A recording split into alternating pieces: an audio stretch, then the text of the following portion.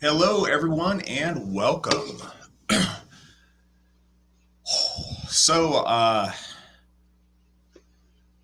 talked to you last week about the amazing first event that we had at Sigerheim, but at the time it was just me and Nathan has not yet been there. But one of the people who joined me on that adventure was Witan Svan, who is with us tonight. So that's exciting. And before we get started in full, I'd kind of like to get his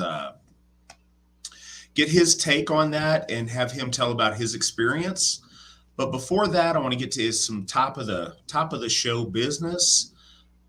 If you guys would like, especially the stuff with Swan, we always get questions backed up. If you want yours at the front of the line, Super Chat is available on Entropy, and that and donations on Entropy are super appreciated. While I'm talking about donations, I worked it out, and folks seem to like when I digest or when I break AFA finances and stuff down into digestible bits. So, looking at it, going through where we are at the top of the year, I know a lot of people are very excited about getting Phrasehoff. I am extremely excited about that myself.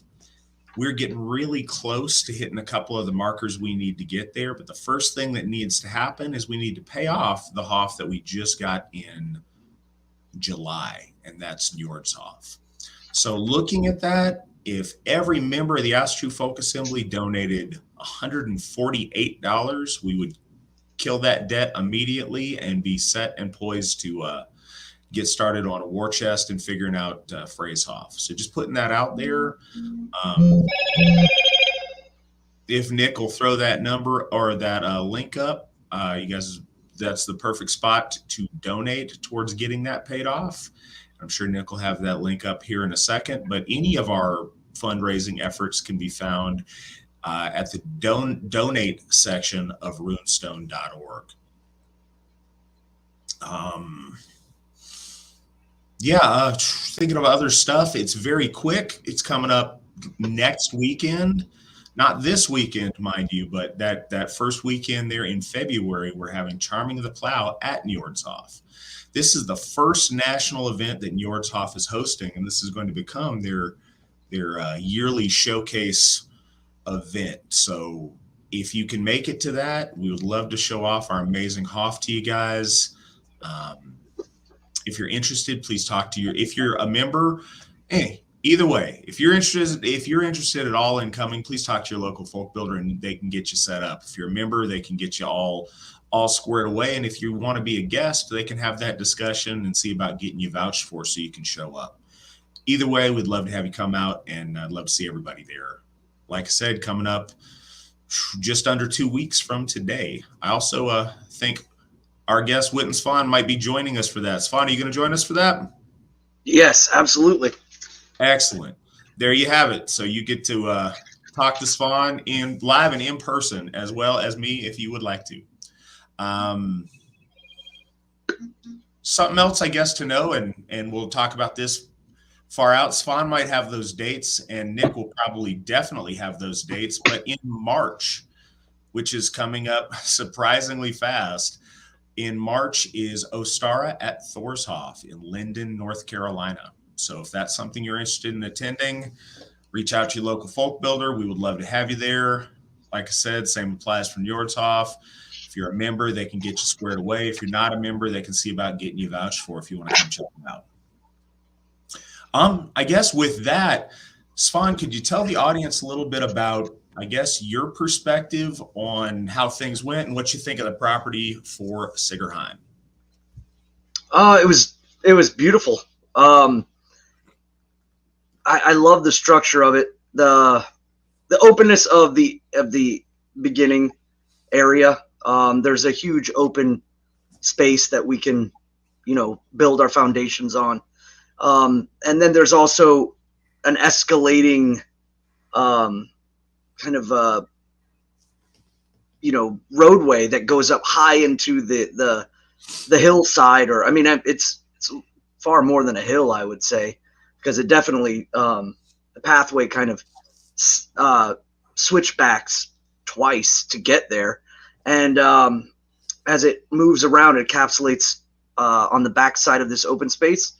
The perfect spot, I think, for where Tearshoff will be, overlooking the folk from on top high. I think that would be an amazing thing. Of course, structure and things like that.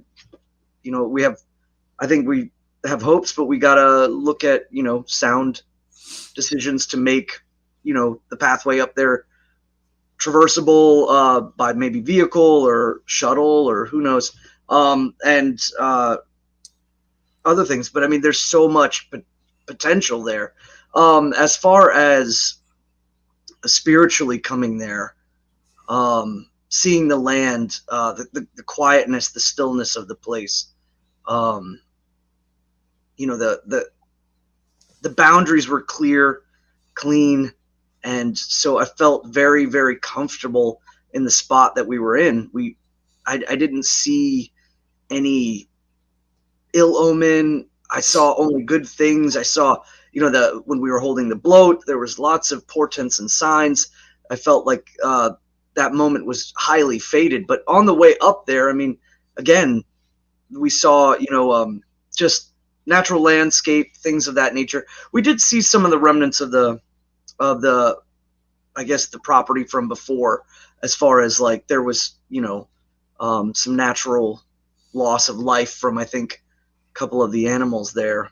And so we saw their bones. That was really, really nice, I think, in the sense that it was untouched, unmolested. There wasn't a lot going on there. Things weren't scattered or wrecked. I think they were like laid to rest up above the pasture, and so they were kept there. We also, saw that there were deer moving in and out. It was high hunting ground, and I mean everything was amazing. It was I'm downplaying it a little just to try to hold the aestheticism in, but it was beautiful and quiet and calm and cold by the road, but as soon as we got inside into the hills, it was warm, where everybody was taking off their jackets. It was strangely so, in the sense that we were freezing going in, and then as soon as we kind of started moving our way in, it warmed and it was quiet.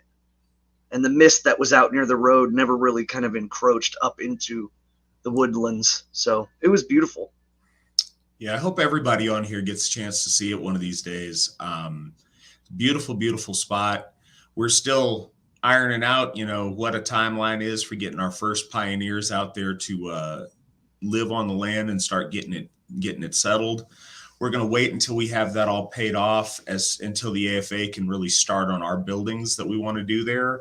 That said, one of the first big projects we're going to need to do is figure out that road. It's very fortunate. There's, I believe, an old logging path. I think me calling it a road at this juncture is a little bit ambitious, but it's certainly wide enough for a vehicle. A Jeep could make it up there currently if they were, real savvy on how they went about doing it. But getting that road figured out and graveled, and something that a regular car can make it up. It's never going to be a 2-lane super wide road up there, but it'll be a 1-lane road that vehicles can go all the way up to one day Tearshoff up top.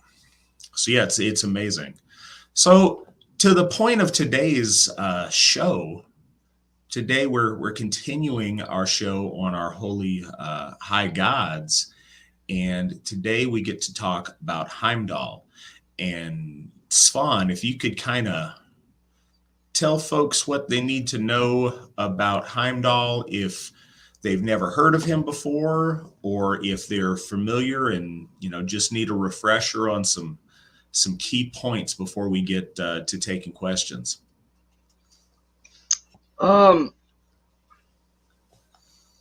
Lord Heimdallr, I would say, first and foremost, it is best to look at him as a direct and immediate connection to the middle world. He is the divine connection. He is the, I would say, almost the words kind of lost on them. I want to say almost like as if to the divine world, he is the source of our knowledge, source of our of a great amount of our power. I believe he was the source of our stories in the longest and furthest back ages. I think that he is the Lord that represents our origins, the Lord that represents our evolutionary growth as a people. I think he is quintessentially the god of the folk. Heimdall is extremely powerful, and he's kind of, again, the perfect conduit, I believe, as a balance between natural law and cosmic order, as he is, and I say that in a stasis sense, where I would say like Thor is very dynamic and or very catalytic towards those two as he can move.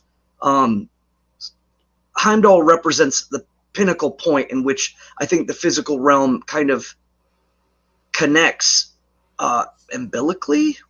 Is that a good word to use? I guess in the sense of the power and the life force that comes from the heavenly realm to the middle world, especially in regards to faith, knowledge, the essence of devotion and piety, the orthopraxy in which these things are kind of mitigated, are witnessed first by Heimdall, heard first by Heimdall, and ultimately originate from him in his interactions with the folk in early on in our growth. So that link can't be understated. That's how important. There's a lot of mythological power in him as far as the culmination of water and of fire, of light, and also too being the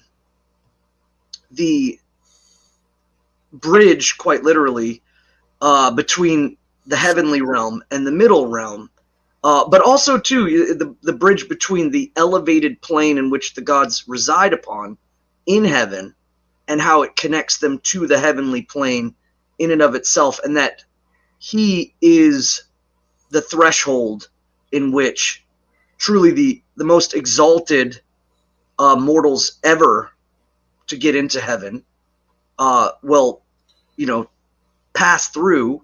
And also too, he's the fairway in which the gods descend from Idavol to the well at the base of the tree in heaven to conduct their judgment on and their witnessing on mankind. So he is always there. He's watching even while the others are mitigating. He is ever present. But what does that mean though? It's just hitting me like Svan. If you're talking to somebody who might be coming into this, what does that mean? Is he the god of something? I don't think that we should look at our gods as like some sort of game in which like he's the god of candles and denim jackets. It doesn't work that way.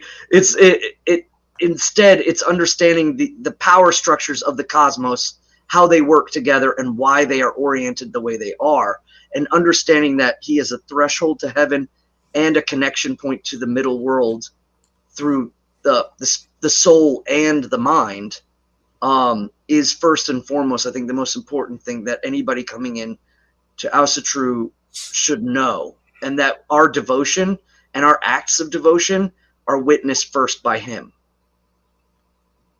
because he is the one that initiated the growth and is seeing it quite as it plays out.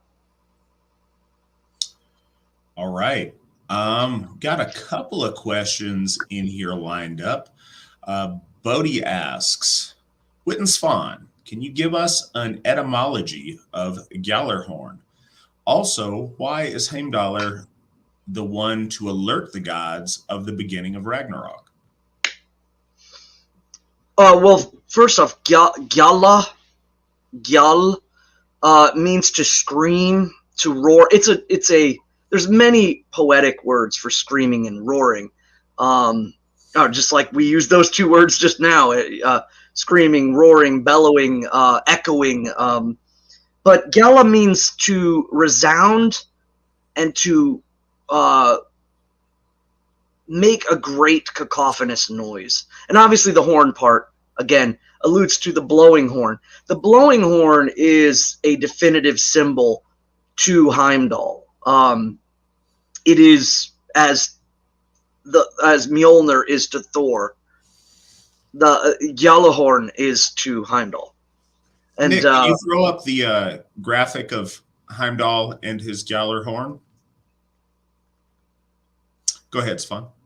Yeah, so the pure and most simple is the roaring or resounding, the cacophonous horn that is to resound from heaven.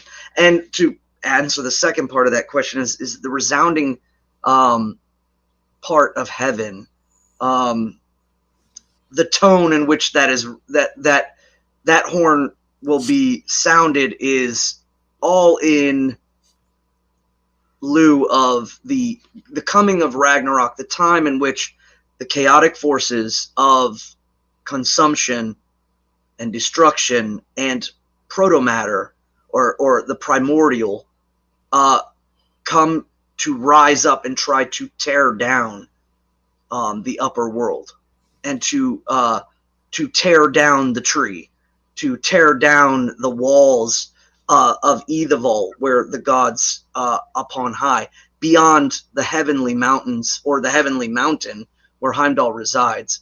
He will sound that horn, and that will hearken the gods to awaken, to release the blessed souls, the soul might of humanity, of the humans that have ascended, will be brought forth with the gods to meet those forces in the great battle. All right. Uncle Krampus asks, Witan Svan, Heimdallr has been attested to as the whitest god. What do you perceive this description to reference? Well, yeah, they call it the white ouse, the white god. A couple of things. I think first and foremost, understanding white had many different meanings, especially in the Nordic period. Obviously, it meant unblemished. It meant pure, or to be unsullied. So I think in reference to that, it is first and foremost to be aware that that's most likely the meaning, is that he is unsullied, pure, and divine in intention, a paragon, if you will, of the gods, especially of the union between the gods. But there are other things as well, I think, that should be noted. Now, I don't think, like, for instance, they used in reference to the whiteness of, like, white Christ during the conversion times and red Thor. There was a lot of that going on, and I think that in that reference would be very similar to the way that we use the word, like lily-livered, or like a lily-handed man. A man that doesn't have calluses on his hands and things. I don't think that reference was implied at all. And foremost, I think when we speak of the gods in the stories, I'm of the belief that the gods predicated the stories. They started them. We know that they change or kind of translate over time. There's nothing stating that the gods, that the Eddas are the pure word and singular truth of the gods. No, I think that they entirely understood that the stories were going to change as they were told or as meter was constructed. But I think they also, as being gods, foresaw many applicable meanings in things that may not have even applied to our ancestors, that they may have actually evolved in an understanding of our time. And so, again, that leaves a lot to question. Is like, what exactly does it mean in our time? But we have a story directly connecting Heimdall to the folk and their evolution.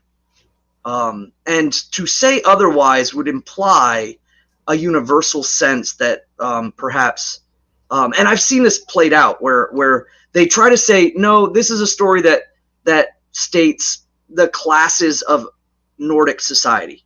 And in some of those names, yes, that would be something that they understood. But also you can see that it has far deeper meaning when you look at who exactly he is interacting with when we talk about great-grandmother and great-grandfather and grandfather and grandmother and father and mother. We see this as a time, and I hope to go into that a little bit more about how Heimdall is connected to time. So yes, we see it as the idea that if we are as folk, he is the god of the folk, he is the White House. Could we apply that in modern context? Absolutely. I don't see why we couldn't. I don't see why we have to be only forced to look at the gods in the stories of the Eddas and have those meanings. But I think first and foremost, it represents his purity and his strength in his being, his connection point. He is the white threshold. He is the clear, the bright, the golden light of the threshold between the middle world of the material and heaven. Yeah, I think that's, colors in terms of symbolic language is a deep study within itself. But white is very, very often, at least in a northern context, associated with purity, with nobility, with like something is white if it is unblemished, if it's pure, if it's unsullied, it's white. And I think that's one of the things when they talk about particularly high caste individuals or folks that are, of royalty or are visually superior. They talk about like the white limbs. They talk about them being very white and radiant in appearance. And I think that's something. I think there's also something to be said about, the light that people see when they're having a near-death experience, that white overwhelming light that they go towards. I think that speaks a little bit about the threshold nature of Heimdall. Can you speak on Heimdallr, the gatekeeper, versus Loki, the exiled at Ragnarok? Svan, you got something to say about that? Yeah, actually, I could have.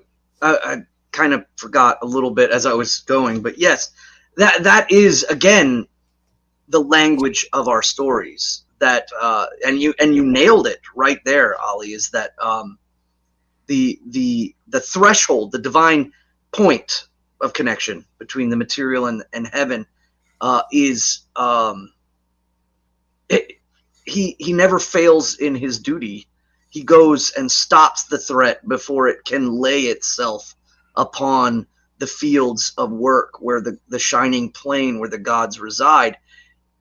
They ride forward and he stops the imminent threat, the point, the absolute focal poisonous point, which is Loki, which is the kinslayer, the slayer of his blood brother's son, the detriment to the gods, the one that was kind of folded in unwittingly so, so to what Loki represents in all things, Heimdall is the opposite.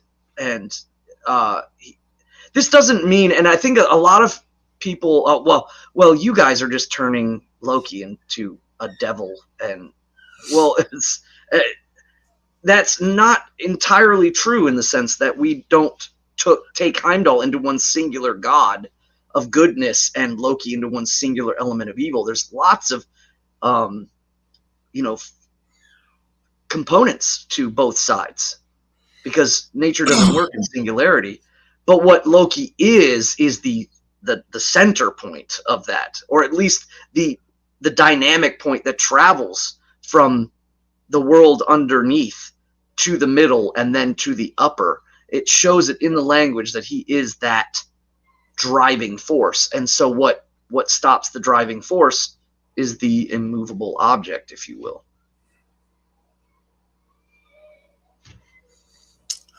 All right. Our next question is, would you say that Heimdall's creation of the caste system was the caste system described in ancient India? I think this is a fascinating topic that a lot of people have had a lot of thoughts for years on. What do you think, Svan? Yeah, I think that the application of the caste system in the time that we were in the Nordic period when it was being told, that caste system applied in relation to a couple of things. One, it was easily digestible by the people hearing the stories.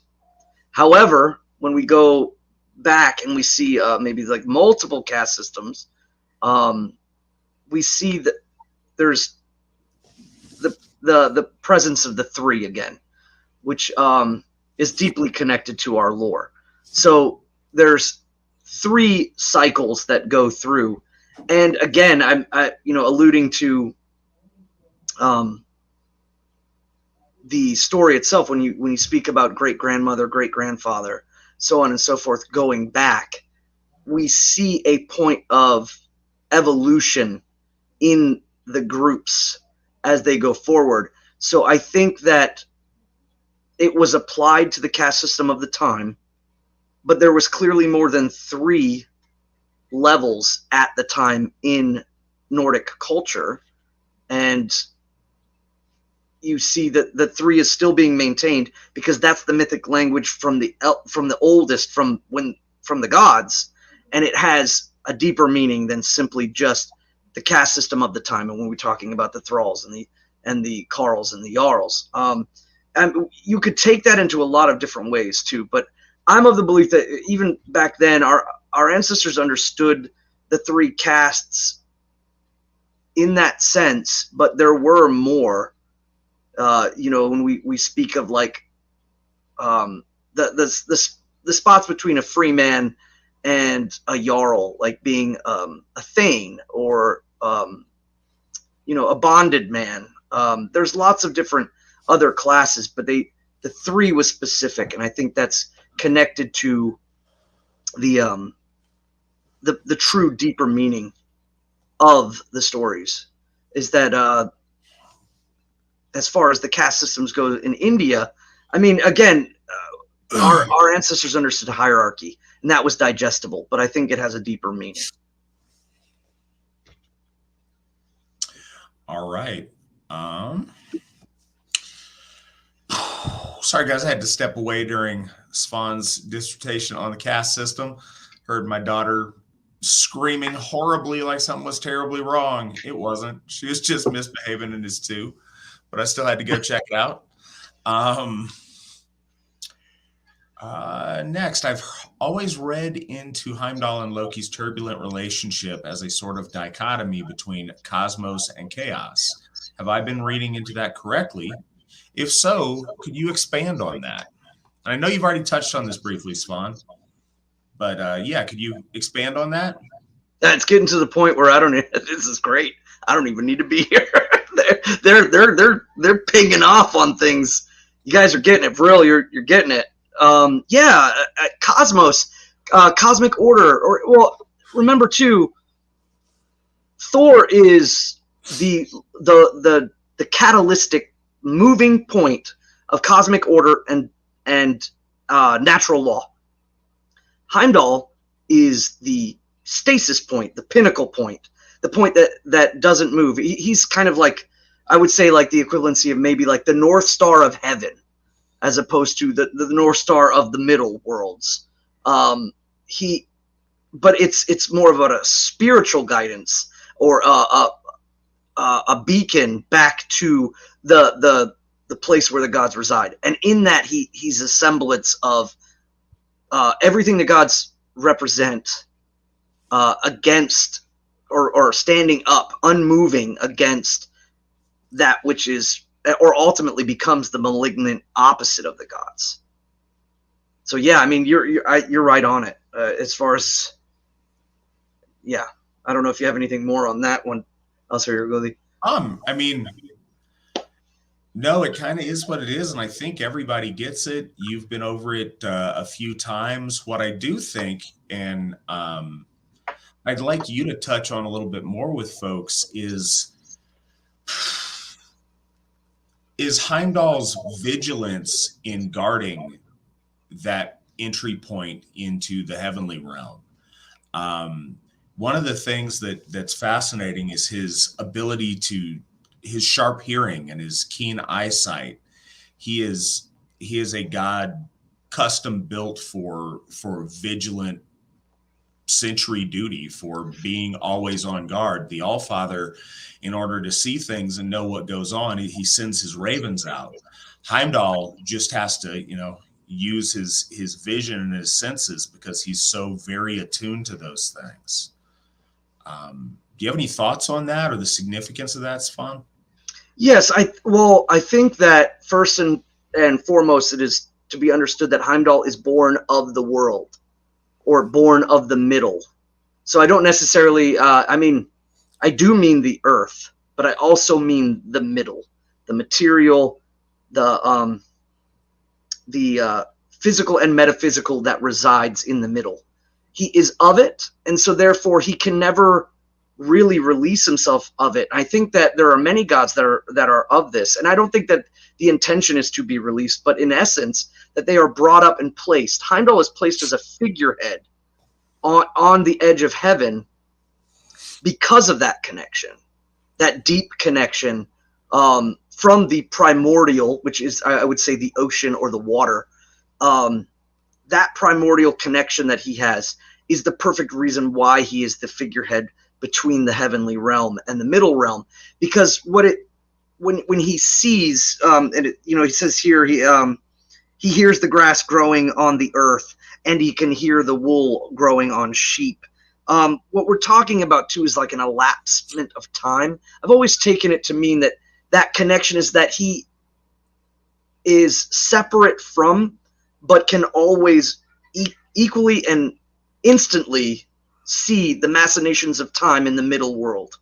Unlike, I think that the gods see the middle world through the well, and of course I think there's accounts of them coming through and doing things, and I'm not going to say how that works because I wouldn't be a fool to say as much. But what I think is being alluded to in the stories is that Heimdall has an instant ability. There's no disconnect between the two, and in so doing, he is always kind of, again, like one side of him is always connected to the passing of time, the rotation of things, and I don't mean just like time as in time in a clock, but how all things are moving and all things create these senses of time, and he has that connection, which keeps him in correlation. I think it's why when we give bloat, there's always reference to Heimdall as to, even if it's just in the first gift of smoke, it's given to the land spirits, but it's also given to Heimdall because it's more or less it's a witnessing moment that we know that above all, it is being witnessed by him. So yes, I think his constant connection to the middle world. Now, some people have speculated that the birth of his nine mothers, the nine maidens, the nine waves. Some people have related that to perhaps maybe epochs of time or waves of like some sort of manifestation of the creation of the universe, or quite literally water. And I think an interesting point that we have to understand is there's nothing wrong with saying yes. Like, is he born of the water? Yes. Is he born of cosmic waves of epochs and time? Yes. Because I think that the gods understood that as we were at this moment beginning to turn towards them again, we were going to have ideas and predications towards them that we would want to further investigate. I think they saw that coming. They knew that was on its way, and so that applies a lot when dealing with the stories. I'm sure we're actually I'm seeing some of the questions over here, and I think I'm gonna beat on that drum again. So I won't beat on it now. Well, I think that's really important for everybody to make note of. The mythic language, especially when it comes to descriptions, it's deep with layers. It's multi-layered. Just because one thing is true doesn't mean there's not a higher truth, and even a higher truth beyond that to the symbols. The symbols are multi-layered. And I think that's one of the beautiful things about our myths they're written in a way that they paint a really cool picture to explain something to very new people or to children. But as you grow in your faith, that picture, you see the depth, you get to see the allusions that the picture makes to bigger truths, to other truths that affect life.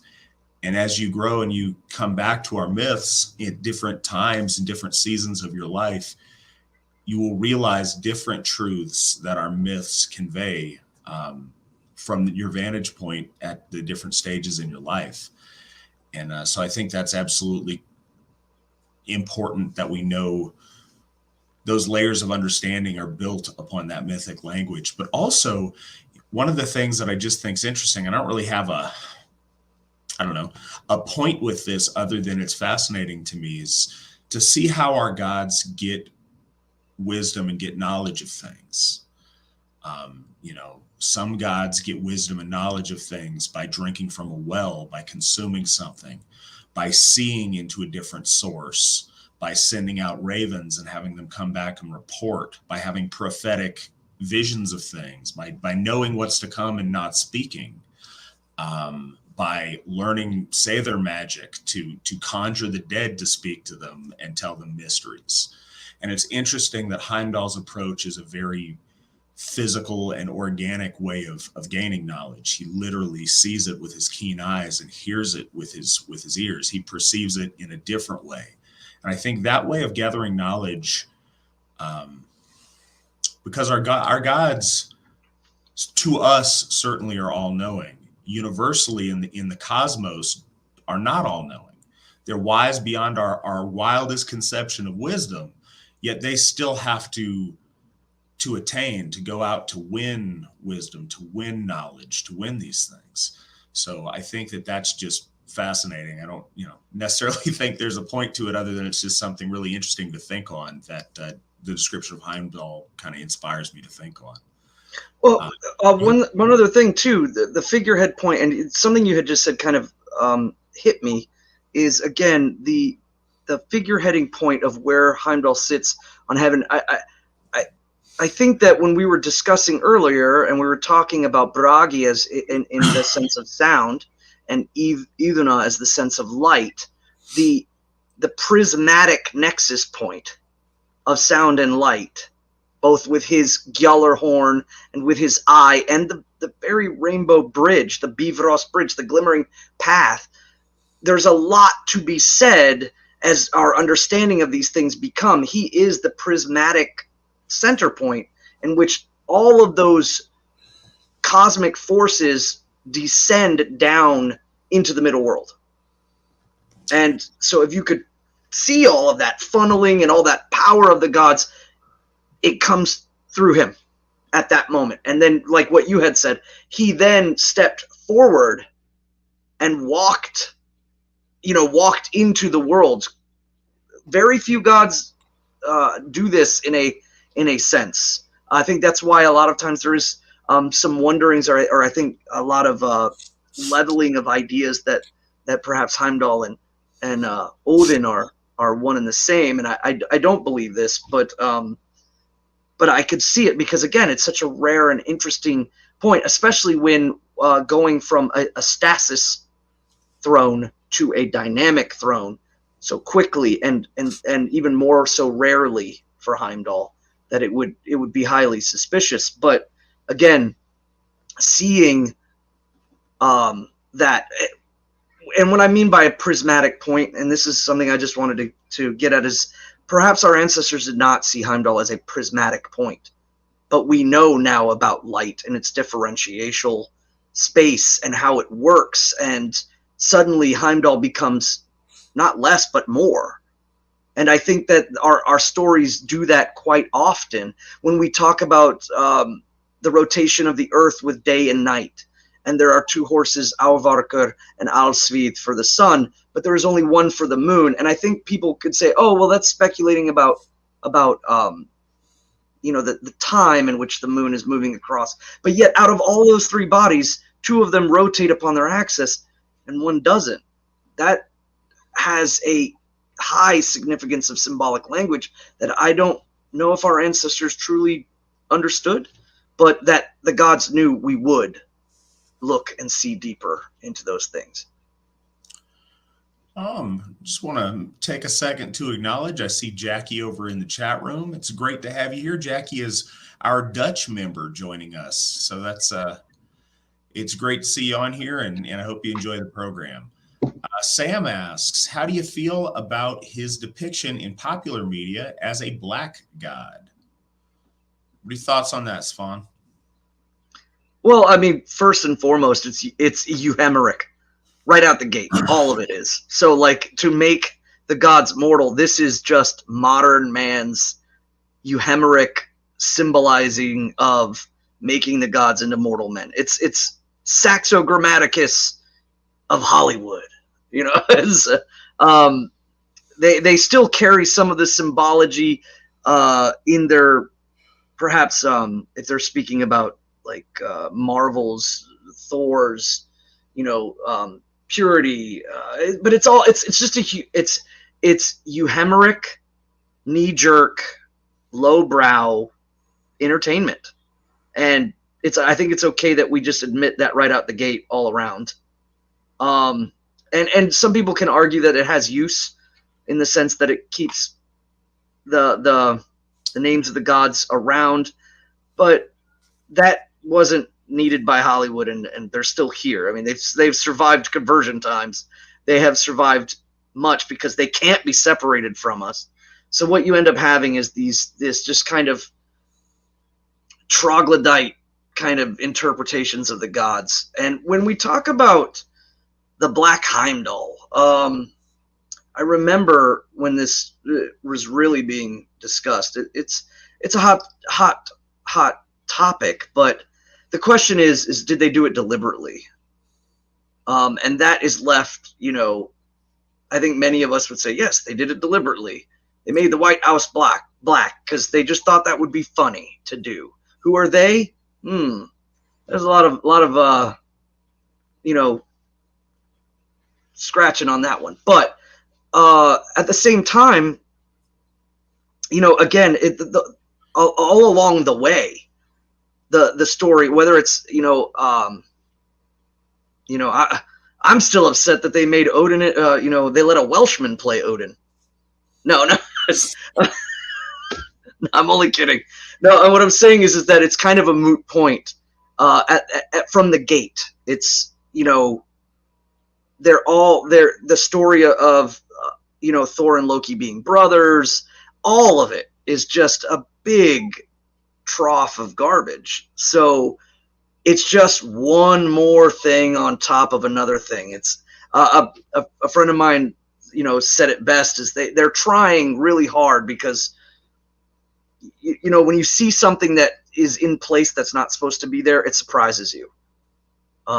If it's a bad thing and it's in the place it's supposed to be, nobody's going to notice. So they gotta, they gotta really, try to shake things up and create that stuff. And I really don't give much credence in giving it value. Do I agree with, or I know that's not in the question, but I mean, yeah, it's a travesty, but the whole thing is a travesty.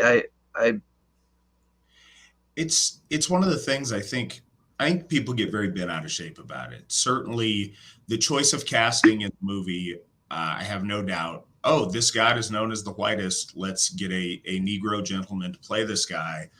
I think that obviously is what occurred. But people get, if they're not familiar with the source material, people act like this is just some intentional slap at the Eddas or something. It's not. This is based on a comic book that's been around since the 1960s. Early on, Thor's Asgardian companions have always included a Chinaman. It's just a thing of that. Now, initially when I forgot about the Hun. There you go. So initially when this came about, it wasn't an intentional disrespect to people practicing Asatru, because I don't think that the creator, I don't think that Stan Lee thought anybody did practice Asatru. I think this is a way that Marvel Comics has always done with religions other than Abrahamic faiths in depicting their gods in, as almost in a sci-fi like fantasy way. And that's what it is. And it's kind of silly. I mean, the comic book movies don't really affect me in a faith-based way, other than it's obviously insulting when they intentionally misrepresent something like that because of the time the movies were made. I certainly think that's, a fun little woke slap in the face thing. But at the end of the day, I don't think serious people take that as a representation of our myth structure in any kind of a serious way. I don't really have strong feelings one way or another about that. I've never found that to be some powerful gateway to get people involved in Asatru, nor does it really, I don't know, cause me to gnash my teeth over much. Shay asks, in what ways might we gift to Heimdallr? With what names might we call him? What are your thoughts on that, Svan? Gifting to Heimdall. Again, I always prefer to gift in smoke and in the gift of a burning, like an incense or something of a burning and smoking nature. Whether it's like, I know some people, I don't know if you would consider bay leaves to be incense, but I guess any item that is like that. But I prefer, oftentimes I embark on bloat with the first initial lighting of the resills or the censer with smoke as the first gift. And it's a point of witnessing is the idea is that the light and the fire that is laid out for the function of giving sacrifice always to Heimdall is the first of the smoke. But I mean, as far as mead and anything you put time into, because remember, sacrifice is about the time that you take to make it, the time that you take to procure it. Again, just like as Erga was talking about, going forth and gaining that, that's about creating both weird and sacrifice, that there is movement towards it, that there's something given to attain, and then to simply gift it up. Specifically, I mean, you could say it's like we were talking about this once before. It's like the highest gifts to Heimdall would be a ram or a seal, but we're in relation to his references in the stories. No, I think first and foremost is actually correct timing is probably one of the best gifts. So we have our gift cycle built around our wheel of the year, and what that is not I mean, it is a reason to get together, but it is also an alignment where we're weirding ourselves in the alignment of the gods at designated points throughout the year to maintain that alignment. And I think that basing your devotional faith to Heimdall, giving it in proper timeliness, or maintaining timeliness all around to all of the gods, is in an essence an act and devotion to him. I often talk about at the end of Yule, after the 12th night, the morning after is like a silent prayer to Heimdall that all in alignment has been made, that all things have been kept and all promises made, and that we continue on in this new year with determination. It's again, devotion through witness and devotion through action. As far as names, some of the things that, I mean, if you're talking about Old Norse, there are, obviously like his referencing to his golden teeth, if you will. And I think there's actually a mythological language to that as well. But, we have, Gulintani. Hollandskidi is one that I can't find any attestment to, but the one who bears the horn, the one who affixes his eyes, the one who stands upon heaven's mountain, the one who burns the brightest from the waves, the flame upon the waves. There's many names that I oftentimes call him: the singer of the runes, the teacher, the teacher of the folk, the lord of the folk, the white ouse. There's a lot of names that can be leveled upon Heimdall. And Heimdall, the name itself, has a lot of meaning as well. But I would say saying it out physically, that's important. I'm gonna go give a different way. In what ways might we gift to Heimdallr?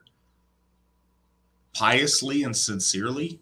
Honestly, I think we overthink. There's a point, like, okay, a couple of things on making offerings to the gods. The gods don't need our stuff, so a lot more goes into it than the value or the substance being offered. Offering to a god is very much a symbolic gesture, and by saying it's symbolic doesn't make it any less important, but it shifts the emphasis from the substance of the item to the thought behind the item. So if you want to give Heimdall something that is connected to one of his myths or connected to an ancient time or an ancient place that you think is significant, your act of doing that is what makes that offering special. So if that's what you want to do, I think that's wonderful.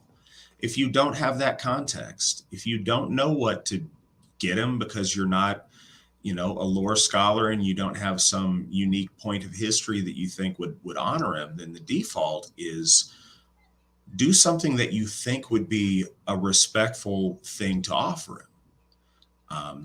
A child may think something very different than a grown man. A person who,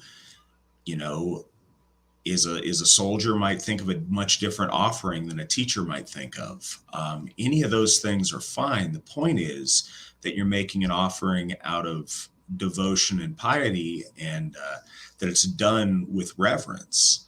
I don't think that, Heimdall is limited to, a small list of items that the lore tells us he was associated with in some way, nor do I think that about any of our gods. But I think the key is that you're offering something up out of respect and out of sharing and out of, piety, kindness, and love out of your heart.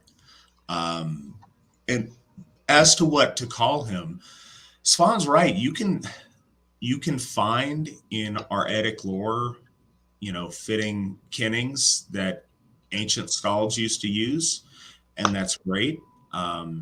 You could get clever and come up with some kennings of your own that you think are clever and that you think honor Heimdall. But you don't have to call him something special, and you don't have to have your naming of him be some source of, creative poetry. If you do, that's great. But if you don't, it's not as though the gods need that. What I think is important, again, is that in his naming, you speak it with reverence. I like to oftentimes put a qualifier in front of that dignifies a deity, like Lord Heimdall, or some kind of a title that reflects their magnificence or their greatness in comparison to us, in a way to elevate them. But I don't think that there's not a, I know I'm kind of stumbling over this here because it's a big concept to try to convey in words, but religion is about relationships, and it's not a math project or like a math problem. It's not like there's a secret formula that if you get it correct, it works. But if you're off here or there, then it fails. Like, you do an equation and it's either 100% right or it's 100% wrong. When you're dealing with matters of faith and religion, you're literally sharing gifts with our gods. You're giving a gift to someone. In any experience you have in your life, I don't think you can think of one where you need to have a certain magical formula to how you name the person you give a gift to, or, a select list of, 3 items you can use to give a gift, and anything outside of that, they'll feel insulted by. And so I think that that's a really good default position from us to go on. Now, our relationship with our buddy, or even our relationship with our grandparents, isn't the same as our relationship with a god, but it's perhaps the closest we can come to understanding that, or, a gift to a king or to a sovereign, figuring out a human relationship and then moving from there, I think, is a good way to mentally approach the act of making an offering to a god. Next up question: what do you think about any connection between Algiz, Elhaz, and Heimdall? Heimdall could be seen as a protector of the Vey. Yes, I've read Algiz is connected to worship, but the other word means wound. What wound? Whose wound? What do you make of that, Svan? Going back to the first part about he said Algiz, and was there an... Yeah, Algiz and Elhaz. Yeah. Okay. Sorry, I was just clarifying. Well, and I mean the protector of the Vey too. There's references clearly denoting both Thor and Tyr as connected to the temples, to the strength of the temples, the protecting of the Vey. But if we're talking about the Vey stead of the gods, yes, then yes, absolutely he is. Well, the oldest meaning that we have of Algiz is from the Anglo-Saxon rune poems, which were written down in the 10th century, and it speaks of something that scholars to this day still don't entirely agree on: the elk sedge, Eol, and the what exactly does that mean? Is it a particular type of marsh wort or herb or bush or shrubbery that protects the water? Or there's been a lot of speculation on that, and of course it's not present in the younger, but of modern times, and I think insights based on people that have studied the runes, they correlate it deeply with the connection between the divine and mortals, or I would say more importantly, the connection that mortals are attempting to attain with the divine. Hence the upper portioning, the upper reasoning. And again, this applies to what Alice Harrier is saying about the devotional reciprocity, the faith-based connection point. And I bring that to the point I made earlier about alignment, about proper alignment with the gods of the folk soul, and the correlations of all that rotates and moves. A direct correlation between, no, but if you feel that Heimdall's representation as the the focal point of heaven, the prismatic threshold, the part where that all descends down. I think that Algi's kind of does represent the reconnection back up and the benefit of that alignment. What do the gods give us in that alignment? Whether it's a higher understanding, a sense more of place and confidence in our fate, in the way that we are, our people are, hope as well. I mean, there's many things that are reciprocated in that. Reaching up, there is an equal, I guess, attainment that comes from that.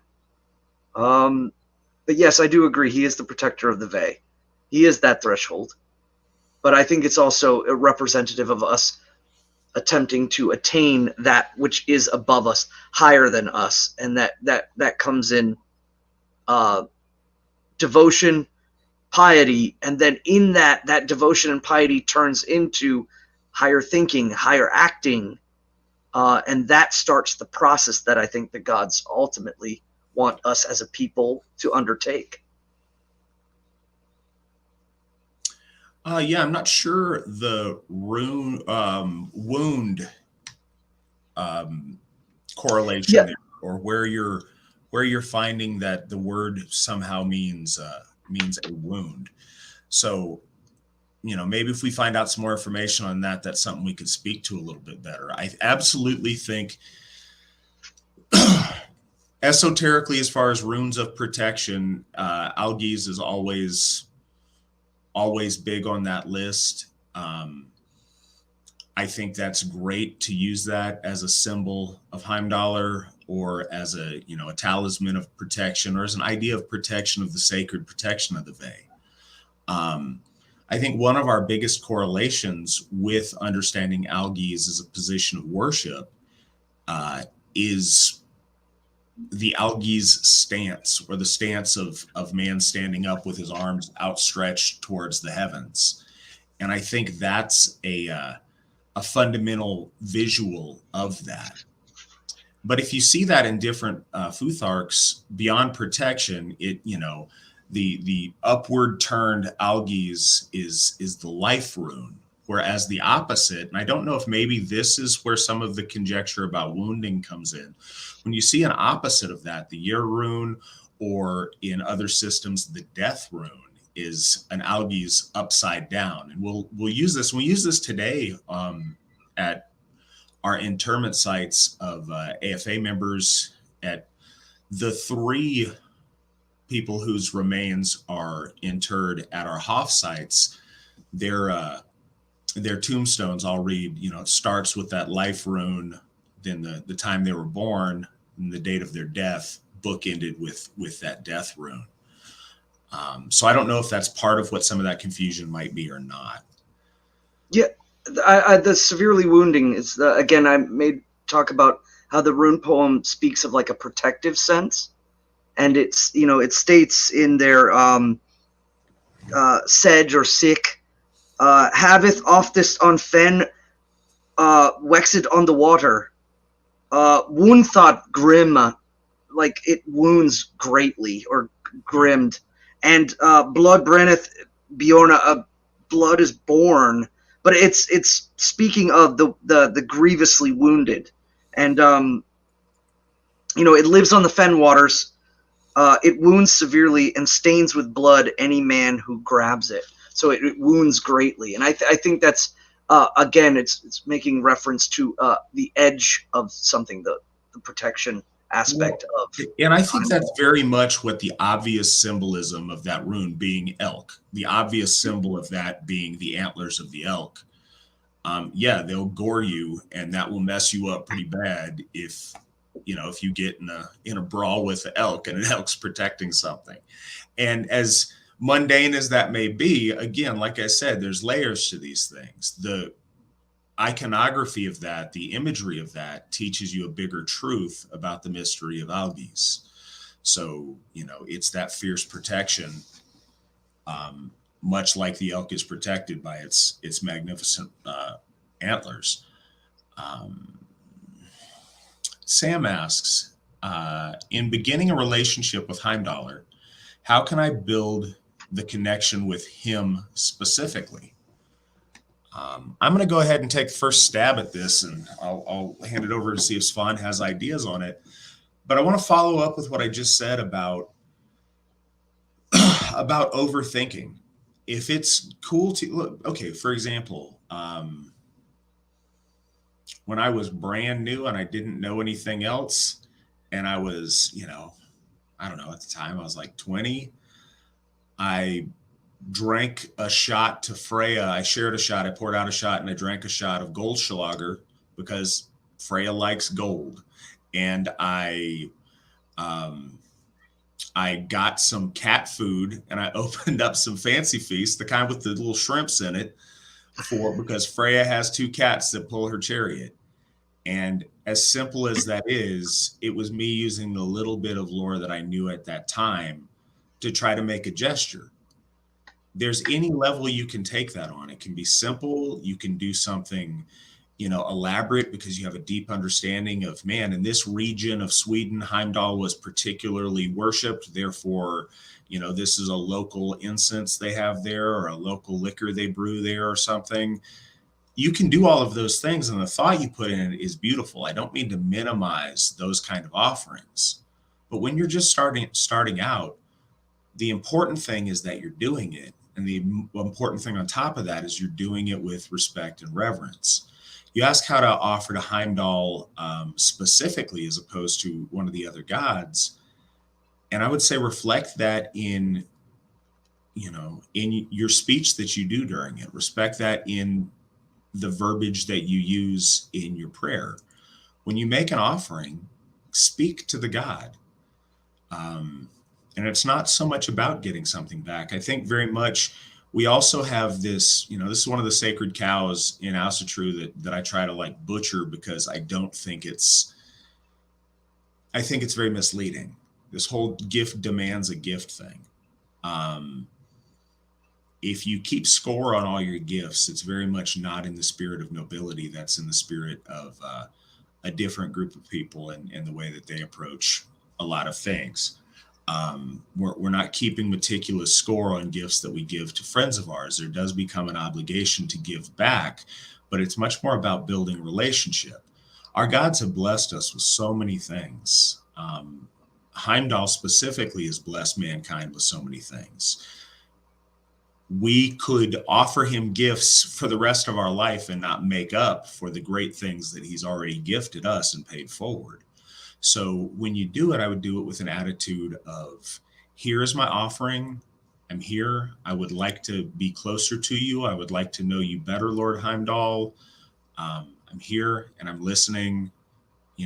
I am one of yours, and I want to build that relationship. Here is my offering, and just see what happens. I think I would highly recommend that, and it's literally some of the first steps that I did in Asatru, and I felt very benefited by that. What are your thoughts, Svan? Yeah, I think you hit it. Sincerity is, I think, the key to making connection with the gods. There's a lot of nuanced things that we could talk about when we talk about culture, our culture, giving bloat at the Hoffs, giving bloat with certain kindreds. They have certain ways of doing things. These are cultural building blocks to perhaps logistically organize 50 to 300 people, giving thanks to the gods. Being at a bloat with well over 150 people, there's actually a logistical purpose to the reason why we do some of the things we do. But the sincerity is the same whether we're doing it by ourselves or with 150 people. The sincerity is what makes that connection. I think that's why one of like your bloats and some of the physical things we have seen captured on pictures shows that the results of sincerity. And I think that's what makes the biggest connection. So if you find if you're doing it by yourself and you find yourself needing or desiring, let's say desiring, not even needing, you desire to paint a picture with words. You want to eloquate some, maybe perhaps even show some of your knowledge, because he is a God of knowledge, and you want to paint that by all means. But if you can't, that's okay. That doesn't stop it. You don't need to be at a harrow with a bowl and a bell and a horn, or you don't need to be outside at like stacked stones like they say in the Eddas with some sort of skull on top, or perhaps a grid or a circle that's drawn. These things are cultural, and I'm not knocking them by any means. What I mean is the context in which they're being used is because of the culture that is built around it, and that has significance. But it first comes with sincerity, and why you're wanting to have Heiti for Heimdall, or names, titles, like again, Asatru was talking about, simply saying Lord Heimdall again shows reverence and a sense of understanding in the hierarchy of the world. But or connecting things to him story wise. I have a horn that is at Thorshof that has two seals fighting each other on the side of the horn, and it is a blowing horn to announce certain things during ceremony. That was a reverent gesture on my part. So knowing more lore and understanding those things is, I think, again, an act of devotion, but it's not like I've done this, so I get this. You could be someone who knows very little, but you come at it sincerely, you will gain from that interaction with the gods. Or you could know a ton of lore, but not quite. You're just kind of going through it. You're not going to garner that connection. Yeah, is the FBI your friend?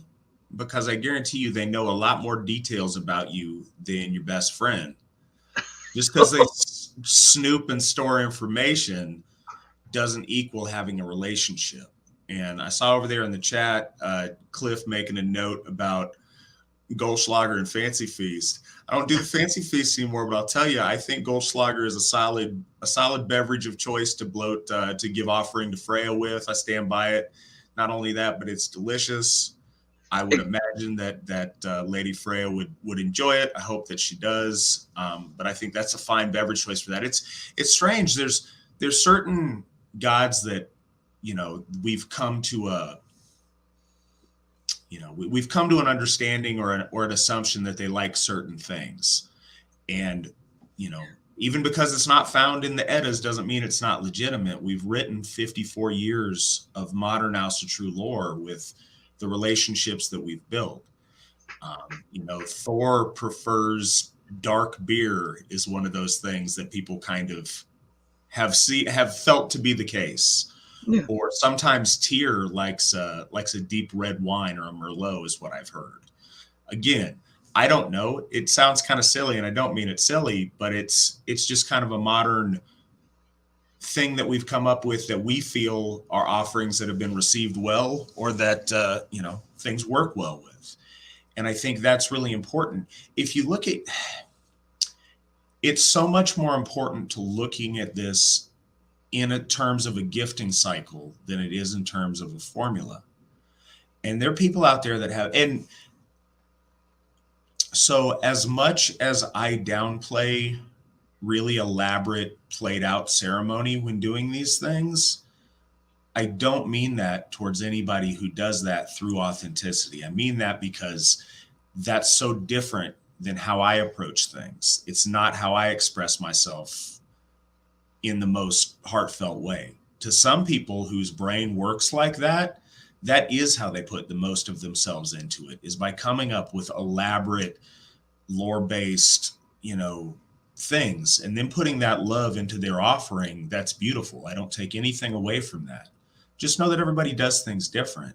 The same's true with a gift that you would give to a person that you care about. Really good friend of mine gave me a gift not too long ago, and not, defaulting to what was in his wheelhouse, to what he had, to what he put his soul into.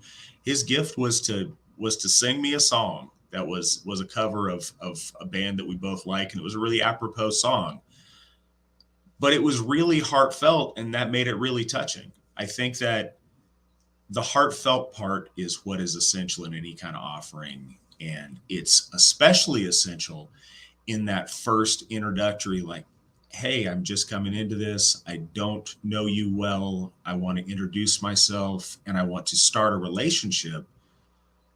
I think that, first, it's really cool that you want to do that, and secondly, don't let any hesitation about doing it perfect hold you back.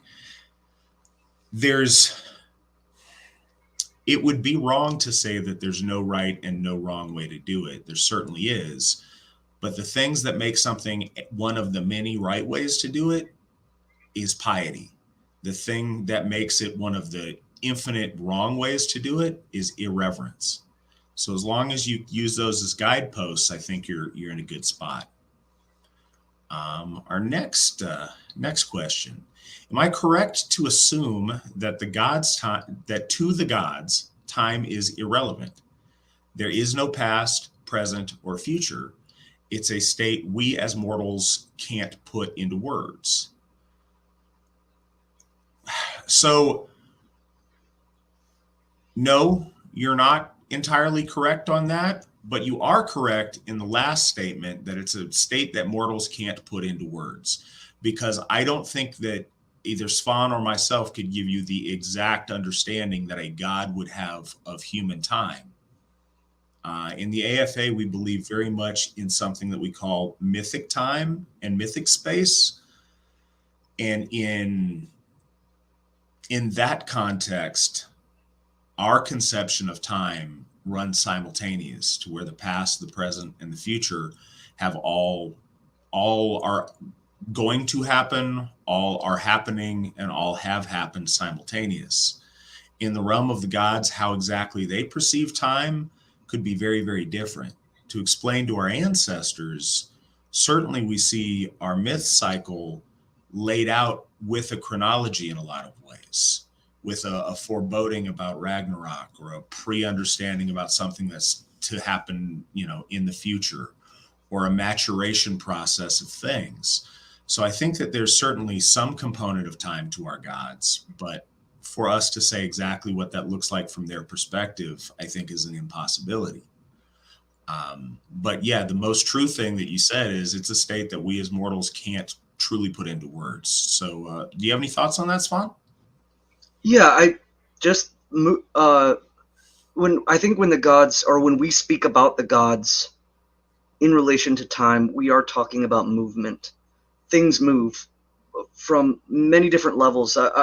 Understanding of our concepts of time can change based off of gravity and mass, and we can go into all kinds of things like that, but all of it is about movement, and the gods seeing and understanding the movement of the universe, themselves within it, themselves also kind of outside of the material movement, and correlating or being intimately connected to it, but somewhat outside of it.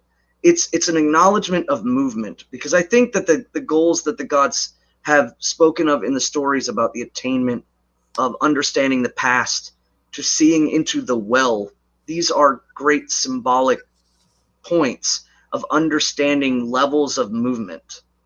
And that, I think, is what is the true correlation of time. I think that's why we our priestly symbol of the Raido, or the Raido rune, is again, yes, it is about understanding movement, and that movement being aligned with it is again a correlation of understanding of time as we see it, and not understanding or proclaiming that we understand the way the gods see time or movement, but that they do see movement. They see movement beyond even what we can see. Ours is very limited. Collectively, it's better that we see it as we move together, but still, again, hard to to encapsulate in words all the movement of the universe and the heavenly realm as well, and even the realm that doesn't move, the unmoving, the lower realm, the place that is separated from time. So I see Nate from Colorado over in the chat room. It has been far too long since I've seen you and spoken to you, Nate. I hope you're doing well. Antonio's got a question, and I think this brings up something that Svan and I and our Gothar spoke about a few weeks back, and I think we can elaborate on a little bit more because I saw some questions about it when this came up in the chat room. Antonio asks, for February, since we're close to it, what gods or goddesses is the best to celebrate Valentine's? Oh, the volley So question. yeah, so this is what I saw in the chat room. First, somebody made the point that, you know, our major celebration in February is Charming of the Plow, and that's true, but it doesn't mean that we can't celebrate Valentine's Day. But there's not, Valentine's Day is not an evolution of an Asatru holiday. And somebody mentioned that the AFA celebrates Valentine's Day to Vauli. And I don't, though that's cringy, it is based on something. That's something that the old AFA certainly did, because it was, you know, one of those kind of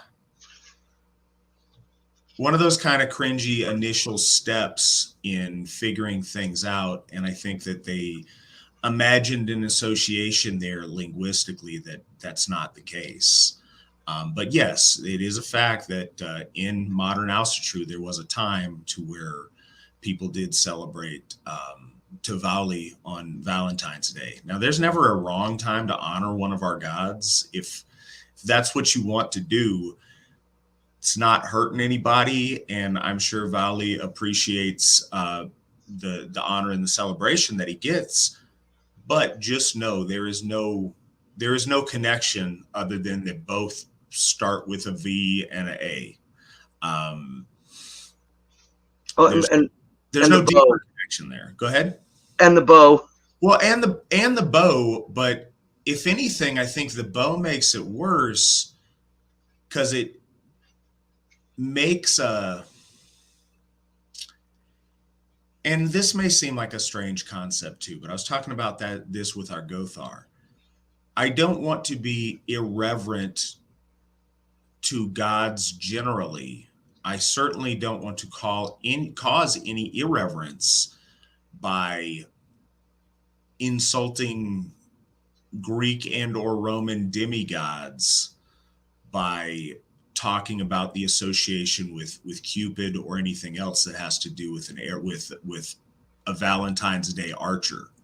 So I would like to not even confuse that worse, and that is one of the things that does make it a bit more confusing.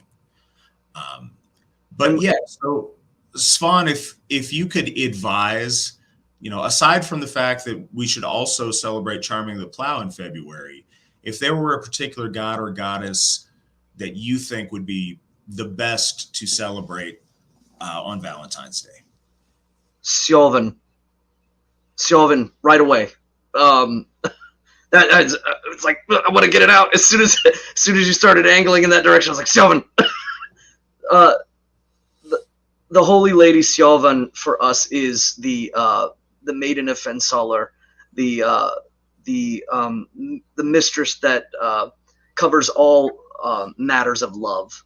I think, like what you had said, it doesn't mean that we can't celebrate Saint Valentine or whatever. I guess I don't know how that's you know, that doesn't really have a place except in name now. It's culturally a day of love.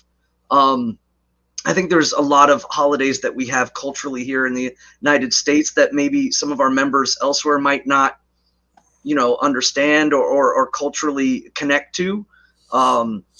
And I think culturally their holidays that they may have are also important, because we don't want to be alien from the culture, our countries, our nations.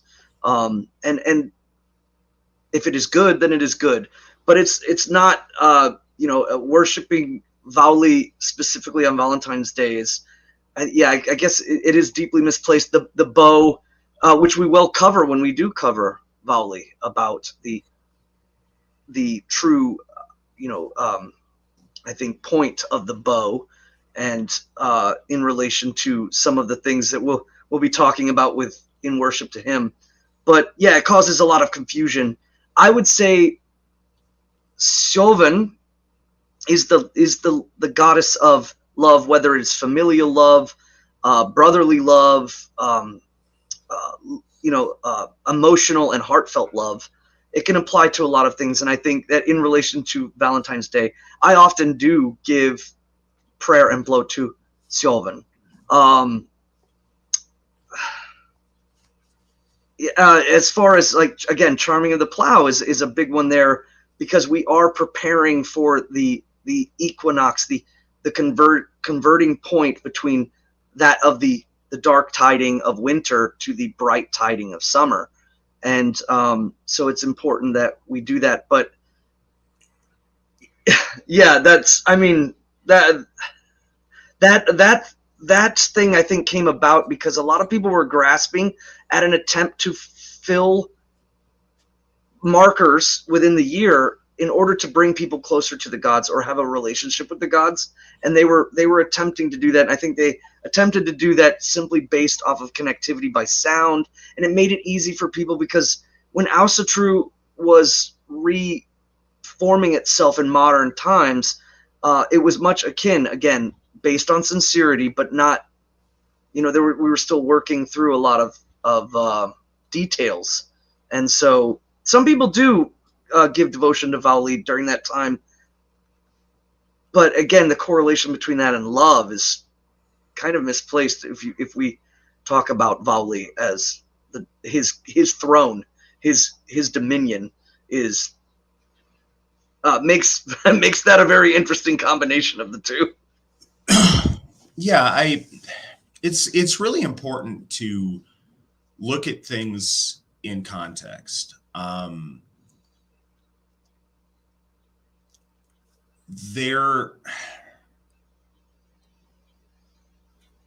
We are never going to have things perfect in the way things perfectly should be done. Ideally, we're going to get ever closer to that level of perfection, but there's never going to be a point that we can't refine something or do it better or add something more or do something to improve. And that doesn't cheapen or invalidate all the things that came before. In the process of the development of Asatru, there've been countless, missteps, most of them minor, but there've been a lot of missteps here and there. There will continue to be missteps. But this is one of, to carry on a theme tonight, if the intention is piety, then perfection is what you shoot towards, but the effort in and of itself is worthwhile, and it's not wrong. No, there's no association between Vauli and Valentine's Day. But if that's what you do, and I'll tell you this, if you happen to be one of the rare people who's, second generation Asatru, and your family has done that for the past 30 years, that's fantastic and awesome. And I wouldn't want you to change that for anything in the world. I, don't have Vauli wearing a diaper and like cherubic, because that's silly. But if you're doing it out of genuinely, that's when your family honors Vauli, then absolutely keep doing that. Go for it. Just know why you're doing it. But it's, like I said, it's very easy to sit here and be like, oh, that's a cringy thing they did in the 80s. And I guarantee you, 30 years from now, 40 years from now, people are like, oh, that's a cringy thing Matt did back in, 2023. I'm sure that's going to happen more than once. So we just need to be respectful of our roots and where we came from, and hope that our descendants will show us the same grace. Next question. What do you think about the misconception of Odin being the one who gave the runes to humanity when it was actually Rigger Heimdallr. So I think there's a case. I think that puts it a little bit too black and white and too stark. Svan, what are your thoughts on that? Break that down for folks that may not be familiar with those myths. Well, and we're specifically talking about Rigstula, the story of in which Heimdall comes down and in three times, and in the evolution of the castes or the evolutions of the folk. By the last, he teaches Konig or king the how to recite poetry, how to fight from horseback, how to play in games of strategy, and how to read the runes. And this is always kind of interpreted or seen as that this is a giving of the knowledge of runes to the folk. And of course, there's confusion because it's Odin who gives the knowledge of the runes to the gods.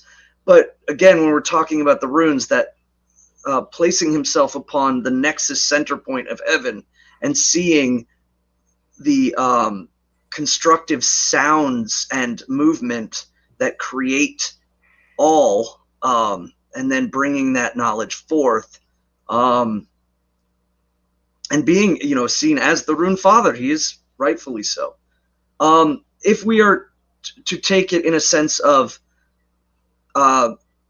again in the Nordic period, if they were they talking about the Younger Futhark? Were they talking about writing or conveying message through writing? I think that it's important to remember that in the story, it is conveyed that Rig teaches Konig the power of the runes. It's not quite known whether or not the runes were perhaps known amongst men, and that he teaches him correctly. But again, if we're talking about symbolic language again, Konig is, of course, the most noble of mind set, or the most noble of spiritual soul set, and the runic power is understood to him, taught to him by Heimdall. This, again, could mean an attainment of, or going through the process of evolving to understand them in the purest form. Again, knowledge and all knowledge that comes from the gods passes through that prismatic threshold that is Heimdall. So that would fit very well. But I do often like to point that out to people as well, that when they say, Odin gave the runes to mankind, it's Heimdall. But there's a reason I think that threshold is important, but I don't think it's meant to be taken absolute in literation of the story. I think that there could be a lot of deeper meaning and understanding and what that might pertain to, as far as understanding them correctly and things of that nature. Again, though, I think too, there's a lot of Hellenicism in the Eddas, that this kind of does make Heimdall very connected to humanity. And so a lot of people that I have talked to have often, immediately kind of associated an essence of Promethean knowledge given to humanity. And the folk are called Heimdall's children, or the people of Heimdall. And so I do consider Heimdall to be the Lord of the folk, the Lord of our people. And I think in his name alone, it does kind of allude to the centering or the sourcing of us as a people. And in so, I think there is transference of knowledge from that time that Heimdall did pass on.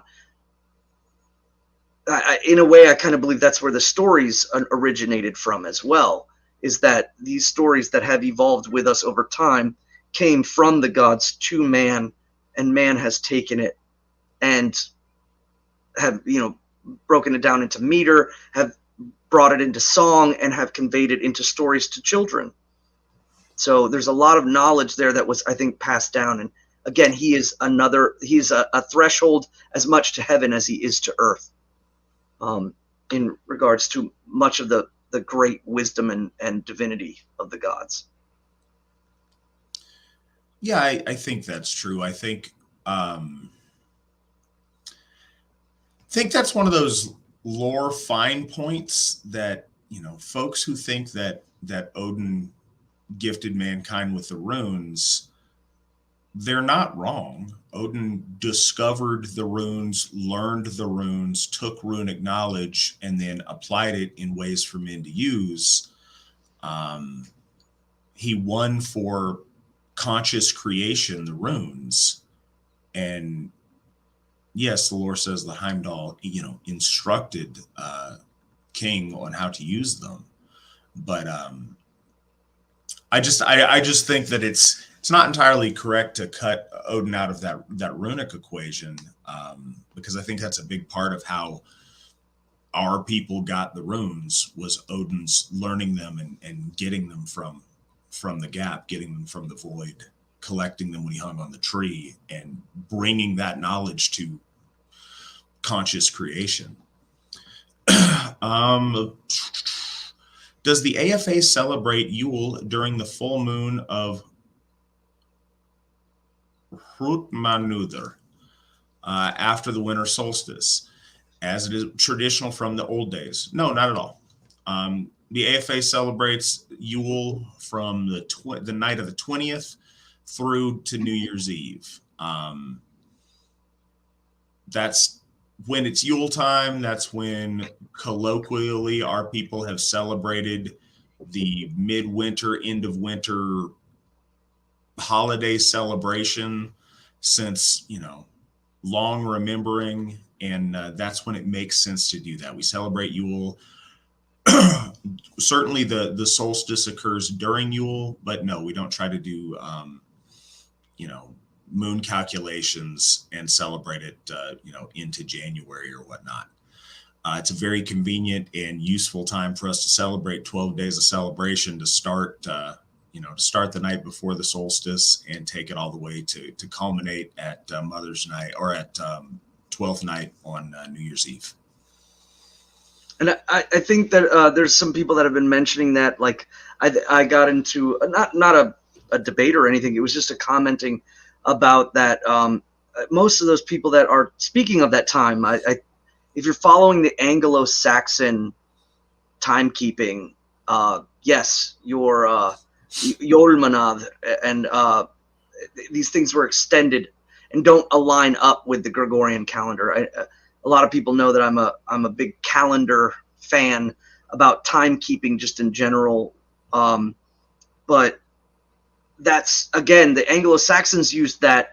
That's not saying that the Germans used that, and we know this by the different namings of the months, or the Nords and how they kept time. And so, again, I always say, well, that depends really on what calendar you're using.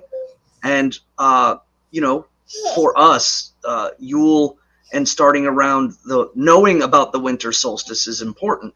I mean, our ancestors saw the new year in winter nights. They saw that, but that's because they also considered the new day to start at sunset. No. But now we know by, greater knowledge, our understanding of when the day starts, we have now aligned the day to start at midnight in the middle of the night, because we calculate time differently. And so, in much the same way, our changing of understanding about the year has changed. So instead of seeing the new year necessarily at winter nights like our ancestors did, we see it, at the midwinter as the darkest point, and then the unfolding of the new time coming out with the sun. That has a lot of power in and of itself culturally for us now. So I think that sometimes people will say, oh, well, you're not doing it right because, it was 3 days on the Yule moon, the full moon around this time, and you notice with like the Anglo-Saxon calendar, it does drift a great amount, and then it has to be realigned with an intercalendary month. But again, that's not everybody using the Anglo-Saxon timekeeping. And this goes back to the it's about relationships and it's not a math formula. Let's say Allshergothi number 3 decides we're going to celebrate the entire month of December as Yule. We're going to have 31 days of Yule because that's what we're doing. Doesn't make it wrong. It makes it a lot. It might make it excessive, but it doesn't make it wrong. I think it's very easy to, push up your glasses and say, well, actually, when it misses the point, there's no pretense. The AFA makes no claims that that ancient Vikings used to celebrate Yule for 12 days starting at the 20th. My claim is that the Asatru Folk Assembly since 1995 has done that, and so that's what we continue to do because that's our tradition we've developed, and it's worked really well for us in the cultural context that we're in. Go ahead. Another part to that question. Do you consider sacrificial blood as the coin of the gods? All right. I thought that was a completely separate question, but I was about to read that. So go ahead and give us your thoughts on that, Svan. Yeah. Does the AFA celebrate Yule during the full moon of Hrutmanadr after the winter solstice, as it is traditionally from the olden days? Do you consider the sacrificial blood as the coin of the gods?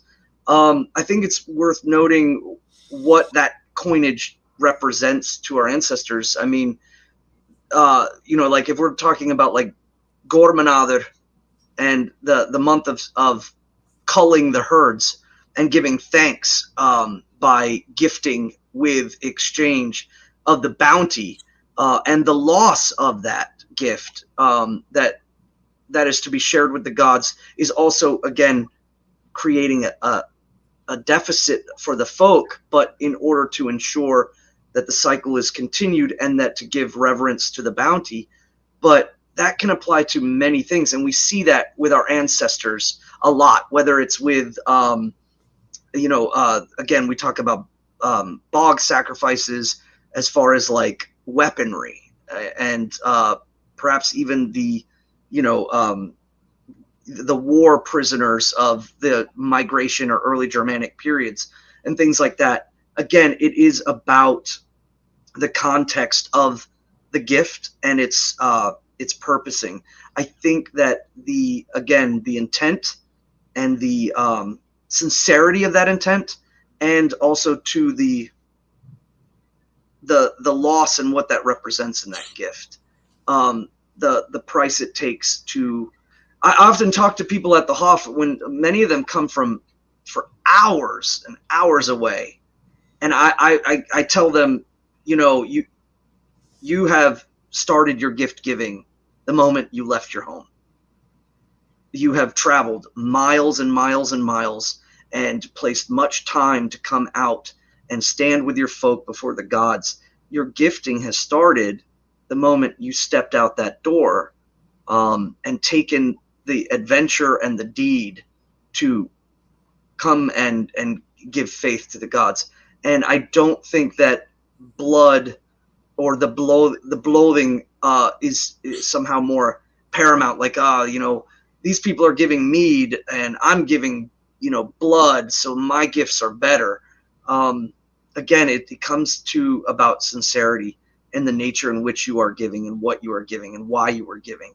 And I think that's one of those evolutionary steps that has happened in Asatru, simply because of the nature of our society. Very few of us are strictly agrarian anymore.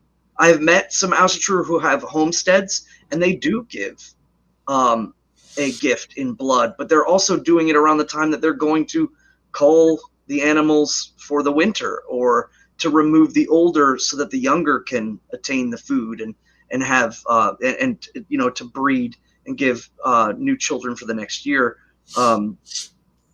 create new swine and sheep babies, and we've had a big discussion on that. I find it beautiful and fascinating, but I don't think it's the end all be all coin of the gods.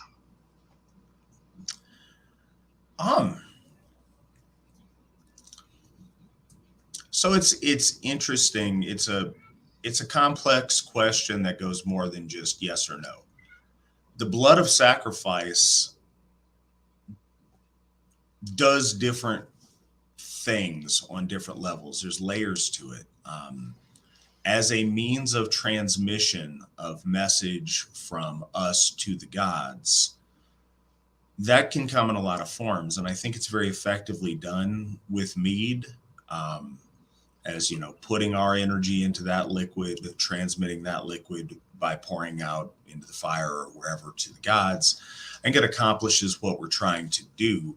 But I'm not going to lie, I think there is something special and particularly potent about imbuing that message into something that is alive.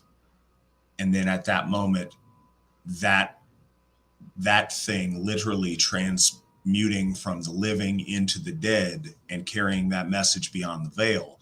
I think there's something very special about that. But that being said, I don't think it's the transmission of something from this side of the veil to the other that goes on more than it's, you know, how much life can we take? I think that, you know, when you have some elaborate Hindu ceremonies where, you know, they might slaughter an entire herd of something, I don't think that necessarily accomplishes anything better than a single animal sacrifice. And if you look at sacrifice, like Svan said, our sacrifice has always been very different than perhaps in some other cultures where they burn the entire object and it's completely given over to the sacrifice. You know, you may sacrifice choice pieces or blood, but the sacrificial slaughter was also a preparation for a sacred feast to be shared in by the folk. And so there's more to it than just, you know, finding reason to kill animals or victims. I think when you see some of the theodinic sacrifices in a battlefield context with high status prisoners, it wasn't about like how much blood can we shed, but often it was very specific to a leader of something, to a war leader, to a sacrifice that was particularly symbolic. But it was also done in a way that, you know, those people were likely to be executed in a more profane way if they weren't sacrificed that way. But giving that offering a special place, sacrificing, literally making it sacred, is there's more to it than just blood. But certainly, I think that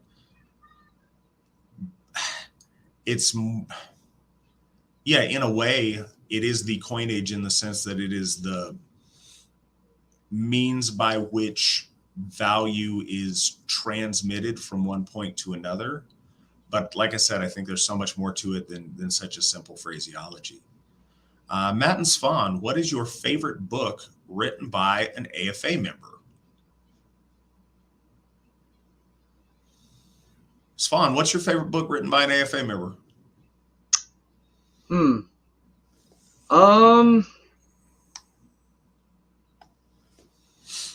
I mean, I have what is it? The Soldier's Havamal.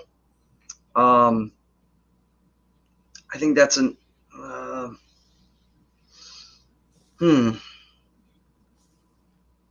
I don't know. I as far as favorites go, I mean, again, to default, Founder McNallen's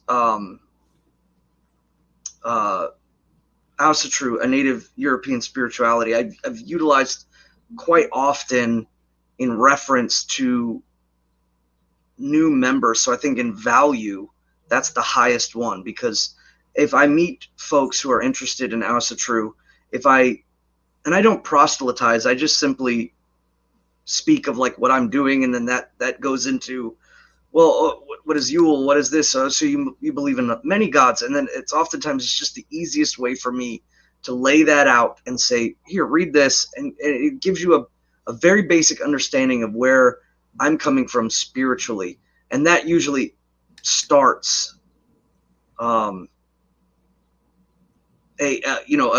conversation that I think has highest value is in, because I've used it so often to start a relationship with someone, to help them build a relationship towards the gods, and to better understand why I am doing what I am doing, and why I have a desire to bring myself into alignment with the gods.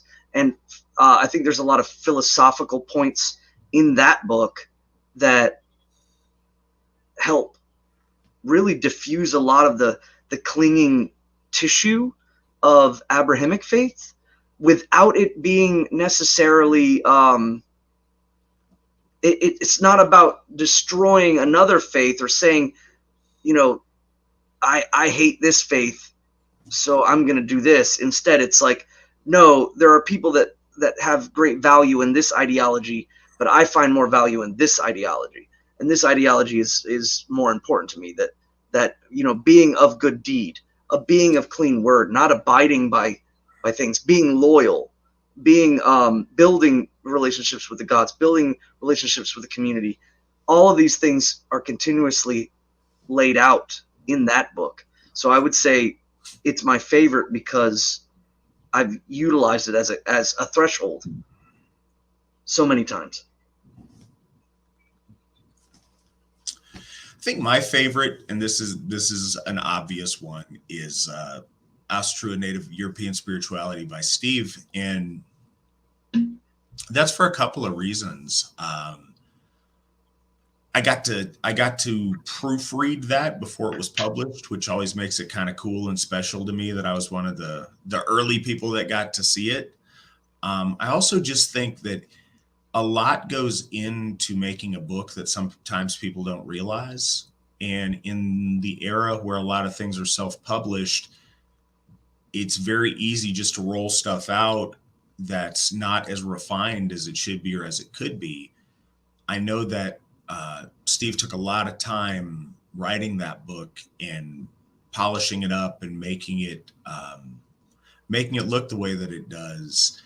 And a lot of effort went into it and sharing it. And it's become a really important book to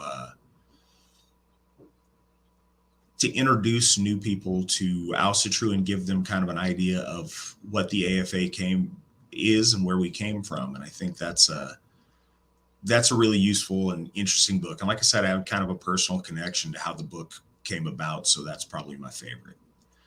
Cascadia Patriot. Come on now. What song and what band? The song your friend sang to you. Wishing Well by Black Sabbath. But the important part is written by Ronnie James Dio, who me and my friend both really admire and thinks an amazing songwriter.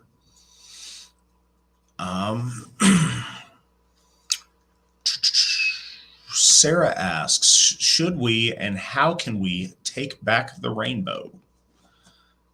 What are your thoughts on this, Svan? Again, another one that I was kind of like, I was waiting for, in a way. We have it already. It's our birthright. We don't have to take anything back.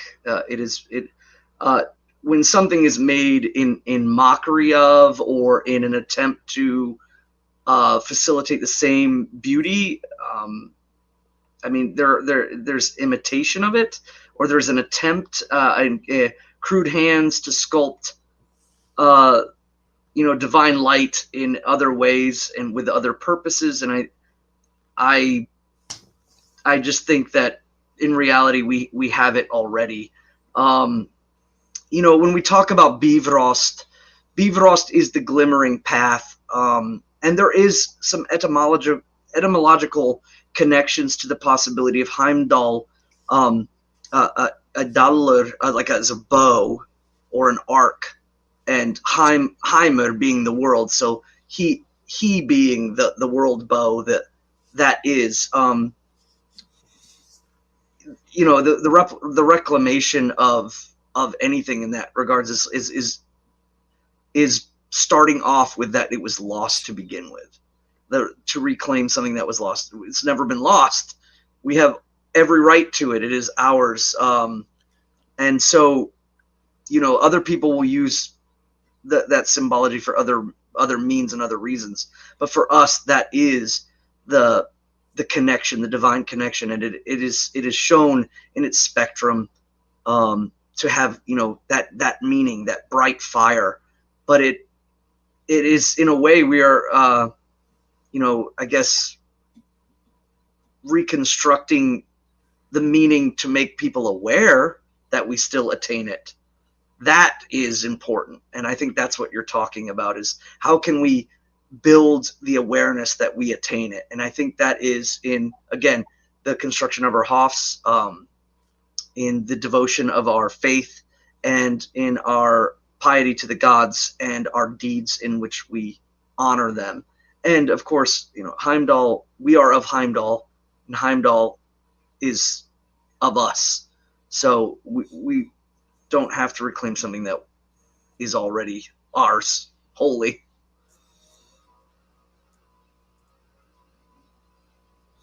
All right, so Svan says that the rainbow's still ours, but if it wouldn't come back on the integrity of the AFA, I would challenge Svan to go around wearing rainbow clothes. You very quickly see why that's a poor idea. And I think that illustrates the conundrum that we're in. A couple of thoughts on that, and they're tangentially connected. First, symbolism is about communication. Right now, if I had a rainbow flag and started wearing rainbow stuff, I would be communicating to people that I'm a homosexual, and that's not something that is the case, nor that I would want to communicate to anyone. So how we incorporate the rainbow in things that we do has become important. And we notice this, my wife and I, now that we have Aubrey, is, just her clothes. As a little girl, do we get her rainbow stuff because little girls wear rainbow stuff? Or do we worry that if she does that, then people will assume we're virtue signaling through her about, some degeneracy agenda? And unfortunately, that's kind of where some of that's at. One of the reasons, and this is a very conscious effort on my part with our Hoffs, is to really embrace and celebrate bright colors. For far too long, I think that people involved in Asatru, people involved in other movements that we might be involved in, people who share space with us ideologically, have embraced this like dark, shoulder pelts and everything's got to be black. And I wanted to move away from that. Our ancestors always celebrated bright colors and things that were shining and bright. It wasn't about trying to be dark and spooky all the time. So though I think there's a time and a place, and black is a cool color for certain things, it was really important to me that with our Hoffs, especially with these first 12, that we utilize bright colors. And in that way, literally, and I've always seen this as a literal way of working out the myth structure, that we're literally rebuilding a rainbow bridge connecting us to our gods through our very brightly colored Hoffs. Through the reestablishment of these temples is reconnecting or certainly strengthening a very worn connection between ourselves and our gods through these Hoffs. So in that way, it's been kind of a thing that I've tried to do. And also, I think that factors in with why I'm wearing a ridiculously bright red shirt today, and why I try to be a little bit colorful and in some of the clothes I wear for bloat things, because I want to celebrate and I want to embrace, those kind of bright colors and that attitude of celebration, and not just, being grim all the time. I don't think it's quite as full-throated of a Take Back the Rainbow initiative as perhaps the question was implying one might be, but it's a subtle way that I've wanted us to reclaim the rainbow in an important way culturally and between us and our gods. Sarah also asks, and I'll let you do the biology and the science on this, Svan. Mechanically, how is one born of 9 mothers? Well, again, when we see in the stories the creation, the connection, and the culmination of the gods, they are often and always in a deeply meta-narrative sense, where there's kind of a story going on that means and alludes to many great things. One of the things that I've often thought about is the name Heimdall. There's multiple meanings, and again, this is me bringing up the point that the understanding of the way the gods knew that we would evolve to see things. There's a lot in the etymology of the name Heimdall. What I had mentioned earlier about Heimir, the world, and Dallr perhaps having relation to the bow. There is another heavenly god that we also honor, Dellingur, and that means, of course, to light. And the Dal or Dallr at the end of Heimdall could allude to a shining light, so it would be the light of the world or the world light. And also Heimir or Heima to be the home, and Dallr possibly meaning the dale. And so if I was to say, like, the name there could allude to the possibility of an origin point, a home dale. One of the thoughts that I had was, what if there was a way or a secret entwining in the poems and in the stories about a place, a home dale, an origin point, a point in which we did have connection to Heimdall, and that place was a coalescence of rivers. I thought about it in a very physical sense, and there has some names like in Iarnsaksa, which again has placement with Thor, is mentioned to be one of the mothers of Heimdall, and the connection to that possibly being the name of a river is one thing. But again, when we talk about time and mythic time and how things are layered on top of each other, could there be physical? Yes. Could there be metaphysical? Yes. Could there be cosmic? Yes. I've heard many people propose the idea that the waves represent layerings, whether they are in the well or whether they are quite literal, a layering of the earth, a layering of waters. And from those layerings of water, there is produced this being of the middle that is Heimdall. There's a lot, and I think that there's theosophically, it's really interesting to wonder about. But again, the fragmentation of the stories is scant, and so we look at the 9 mothers, again, the 9 sources, the 9 waves. I know that some people, we see that a lot in the Nordic stories. There's even the 9 waves of Aegir, the primordial Etin or Jotun of the ocean, the most primordial state of this physical world, is being the ocean. And so some people have tried to connect that Heimdall is born of those same. I think that it would lend to better understanding that there is 9 substantive waves that create the divine being, and that has a much deeper meaning than direct physical waves or direct physical rivers. I mean, I think that perhaps it could be secretive and alluding towards things, but the gods are not. It's not about how much mass gainer Thor has to drink in order to lift Mjolnir. And I wish that was a joke, but some people have actually talked about that on the internet, tried to conceptualize it. I know that you also have been witness to some of that kind of talk, and I think that understanding the possibility that the gods are born of multiple layerings of cosmic forces or primordial forces or forces connected. Again, I believe that Heimdall comes from the middle and is ascendant up and placed as a threshold to heaven, and he's always connected to the source in which he was made here. And anybody that knows about the Wainic gods or the Vanic gods would understand what I'm talking about. Being born as a bright flame from the waves of water has a deep, significant meaning amongst our people, but I'm still speculating on exactly the mythic meaning behind that.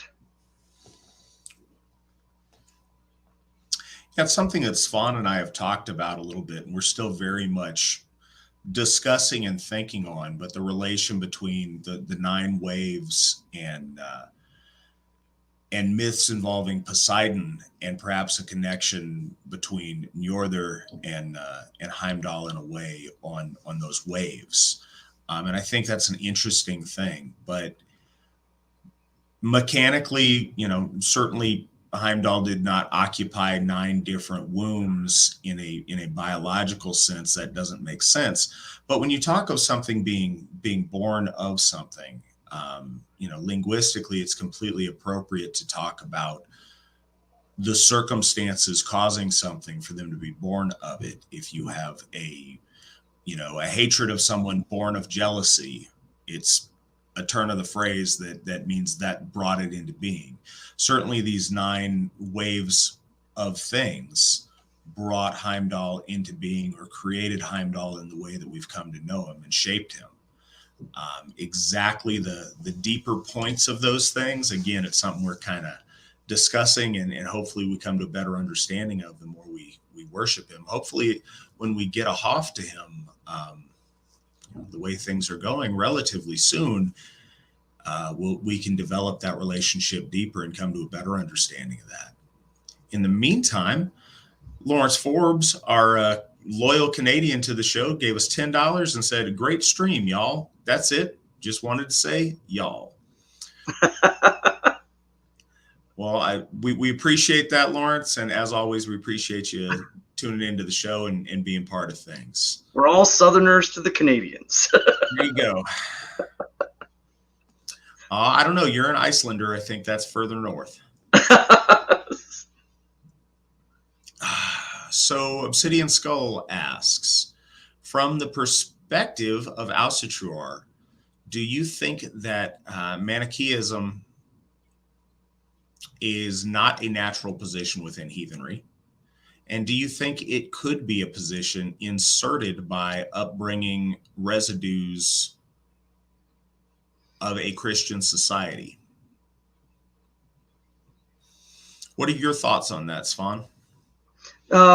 Manichaeism, I'm actually a little lost on that. So I can't claim that I'm an expert on it, but my understanding is it has a relation to Zoroastrianism in it's an extreme philosophical duality between light and dark and good and evil. And if it does, in fact, have the relationship to Zoroastrianism, it would be also a duality between truth and the lie. I think that is a natural position. First, I reject the term heathenry. We practice Asatru, and in Asatru, I do think it's a natural position. I think that the difference is, excuse the pun, or pun intended, I guess. It's not quite that black and white. The duality is certainly there, and our duality is between order and chaos. But I don't think it's quite as crystallized as it is in that other point of philosophy. And also, Manichaeism does not seem to me to be a particularly theological faith. I know it's described as a religion, but it seems to me much more like a philosophy or a worldview, as opposed to, a religion with worship and with deities.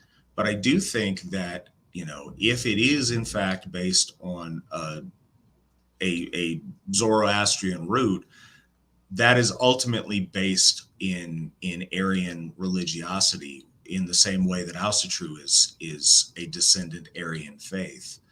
And I think the point of light versus dark, good versus evil, order versus chaos, movement versus stagnation, all of those things. There's absolutely duality. Within Asatru, I think the misunderstanding is there's more than just simple duality. There's duality, but the play of our polytheistic metaphysics is much broader than just a simple, you know,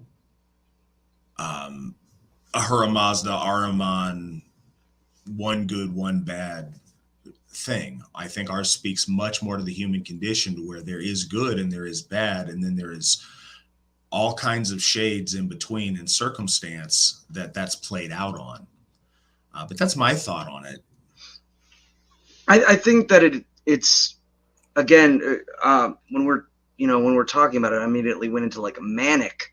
I saw manic and was like, when we talk about, I think, the polarity of good and evil, order and chaos, up and below.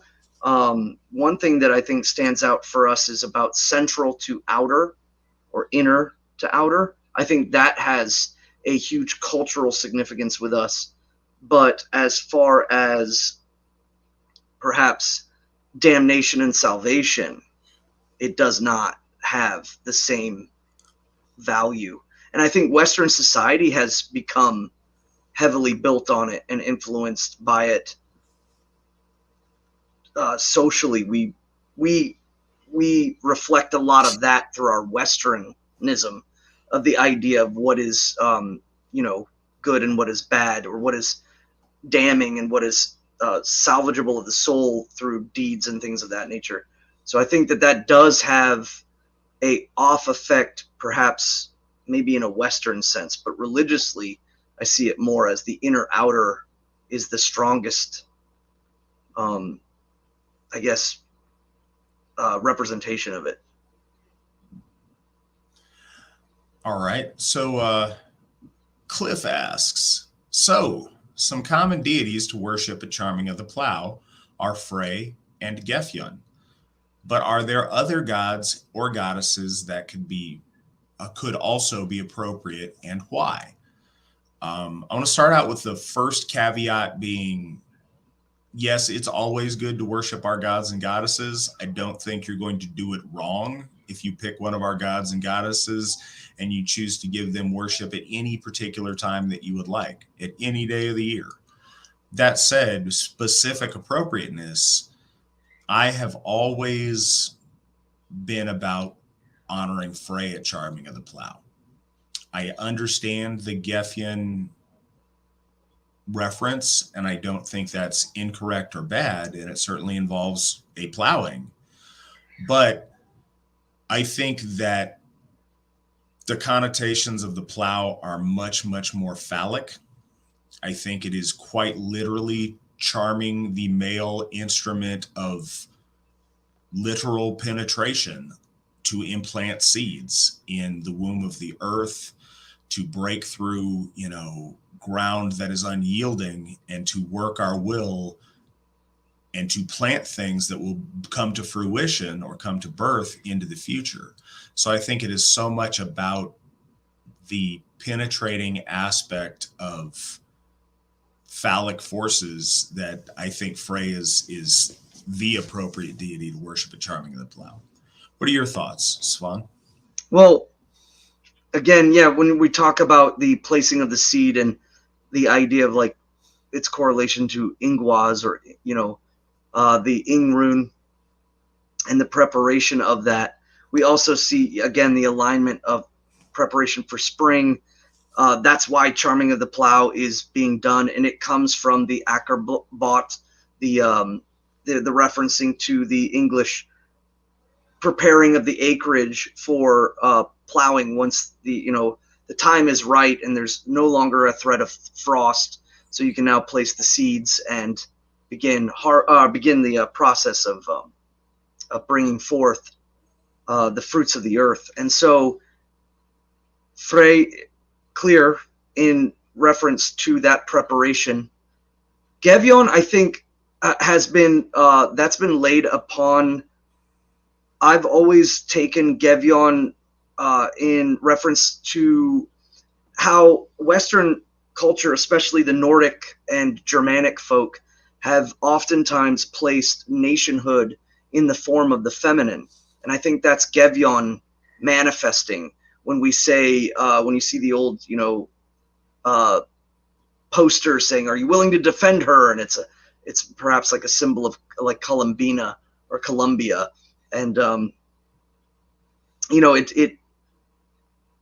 Gevion is the nationhood, or the bordering, and that which of the land of your nation that gives the fruits to you. So I think there is relation there. But, in Akkerbot, they specifically mention Ersa. Ersa, of course, is that time in the English language referencing to Ertha, or to the earth. And so Jord in the Nordic, or Nertha, Nerthus in the Germanic, the earth, the giving earth, whether it's specifically seen in the matral sense of the goddess of the earth, or even, again, this is playing out in the story between Frey and Gerd, and we see that again. So Gerd, Gevion, I could see. Frey, absolutely.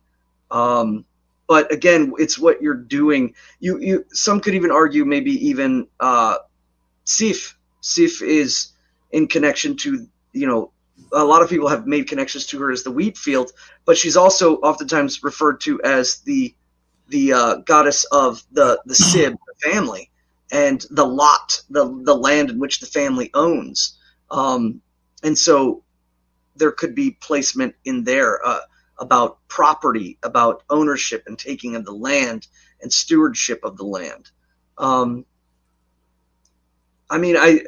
It's certainly an earth-based understanding of the giving of the earth, but it is also, again, indicative of the action of charming that plow, honing its blade, and preparing it to make way for the seed. And that, that chemistry between those two items has clear messaging. So, Thor, Sif, I've oftentimes made, prayer to them, as well as Gevion to Frey, to Gerd, and all of that. And, of course, Nerthus and the giving earth. All right.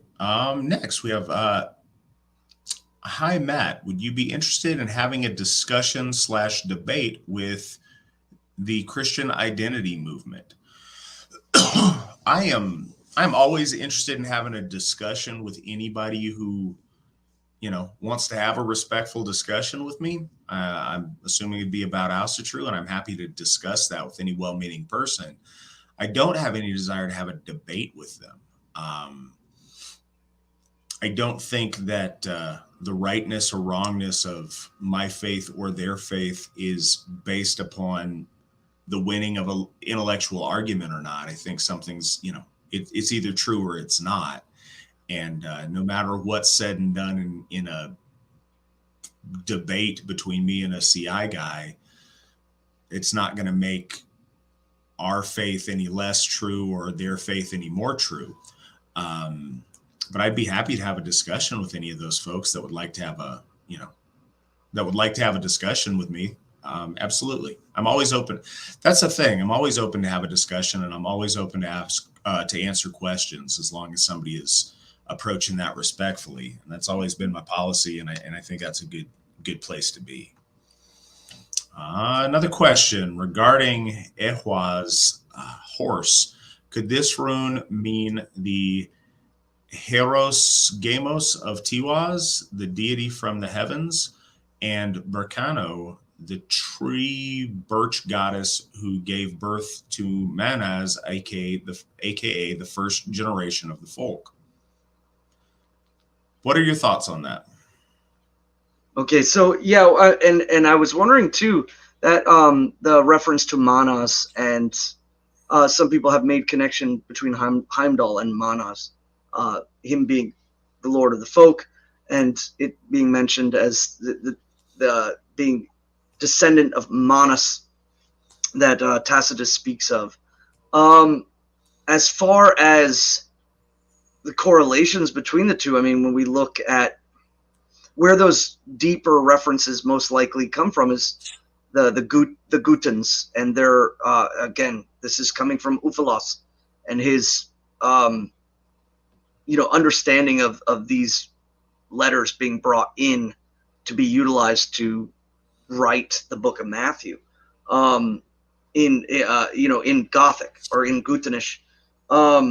So again, the direct and absolute correspondent connection between those is, I mean, to my knowledge, I have not seen anything to where there's an absolute and tangible connection between them. Now, when we talk about Aryan myth and overall, I mean, yes, the connection of the horse is clearly, it's highly stated, especially from the heavenly aspect, the idea of the horse being the vehicle of the sky, being the vehicle of movement between all things heavenly.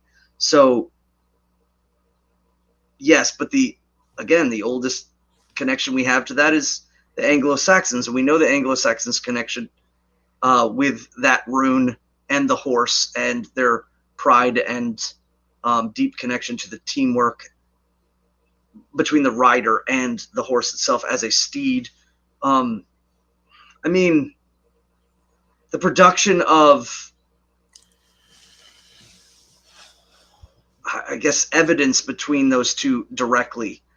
We are, again, surmising, we're thinking about it, we're trying to shape it in our heads, those connections.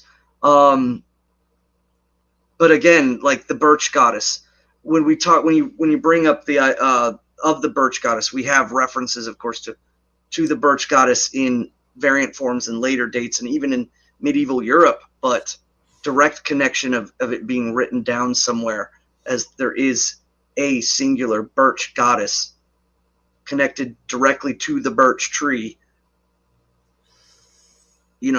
Are we talking about, again, like allusions towards I mean, I've even heard people saying like the birth of Flya Garrick and it coming from the birch tree, having connections to our understanding of the gods and the birth of us as a people. But these are, I mean, things to think about, but direct and tangible correlation, I don't know. I would like to look into that more before saying yes, absolutely, those two correlate. So, I want to throw this out there as a point of context.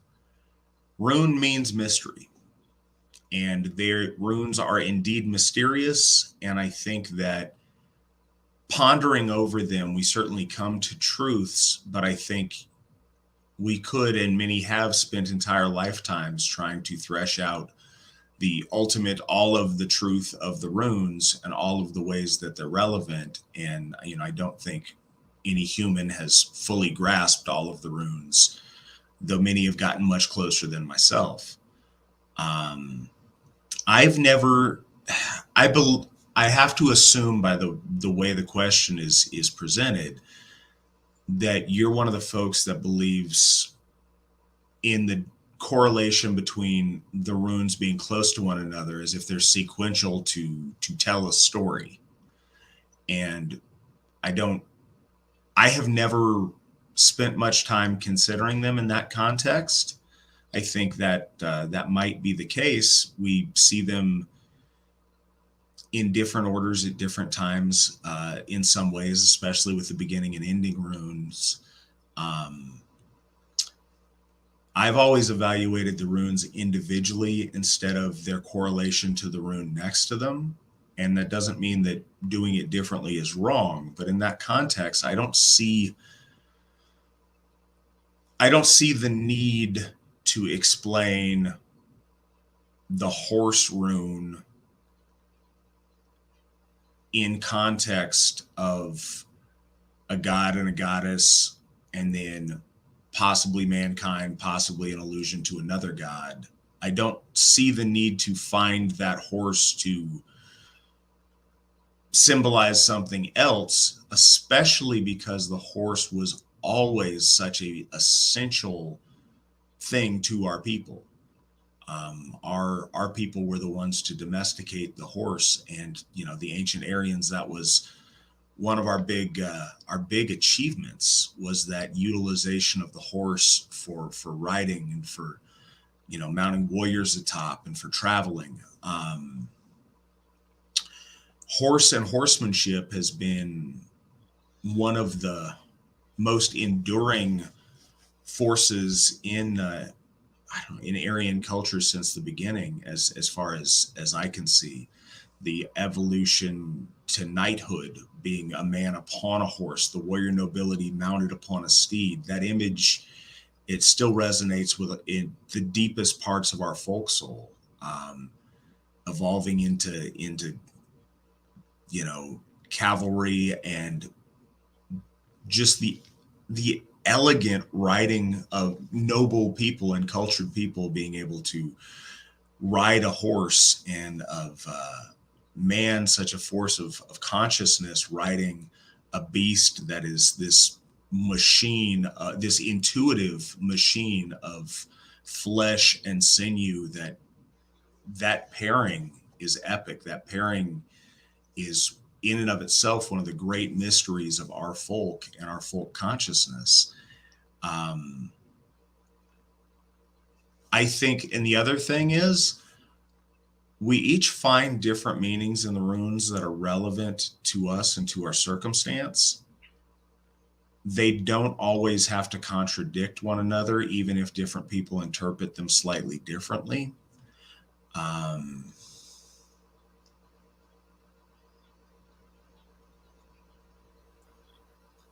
Yeah, I think that's the best I got on it. Most often when I'm contemplating the runes, I'm not contemplating them connecting one to another. I'm contemplating them in a more randomized order. When I utilize runes, if I'm writing something, then it's dictated by the words that I'm using. If I'm using runes for divinatory purposes, I'm using them on random draws or random placements.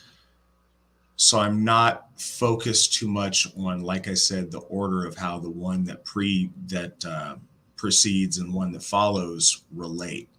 And I think there may be something really amazing to that. I think that's cool. That's not how my experience has been with them at this point. I know that's not really an excellent answer, but it's just kind of the closest that I can get from where I'm sitting.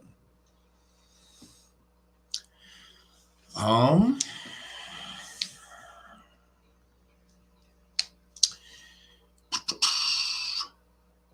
right. I've seen a lot of freak out the buttoned up Christians sort of stuff in the folk lately. Will you two please speak on piety and devotion as opposed to claiming Asatru to be unchristian? So,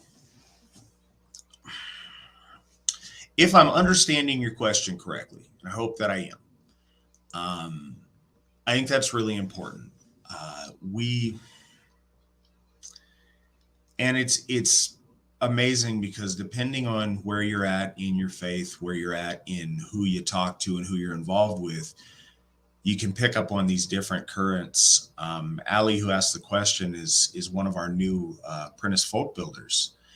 And it's interesting what she sees in the groups that she runs in and at her level of interaction that maybe I don't notice in my position as ulterior Gothi. I'm having to rely more and more on my folk builders to give me, word on the street. So that's really interesting, because I noticed that a lot when I first got involved in Asatru, and it was a big thing in the 80s and the 90s. It was certainly a thing in the early 2000s. I think we've moved to we've had a lot of maturation on it, but the idea of Asatru being the unchristian, like what would define Asatru is how not Christian we are. And if the Christians do one thing, then we need to do the opposite thing to be as not Christian as possible. And it's easy to look at that now and think how silly, and it is.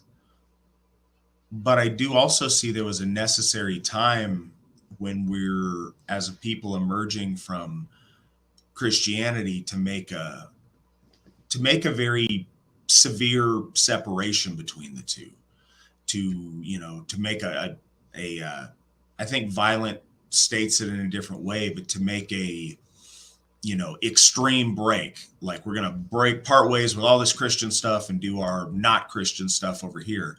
And that is a natural process, and I get that. I'm really proud of us as people that we've moved beyond that for the most part. But we can't forget that there's always going to. So I have the honor and the blessing of being Asatru now for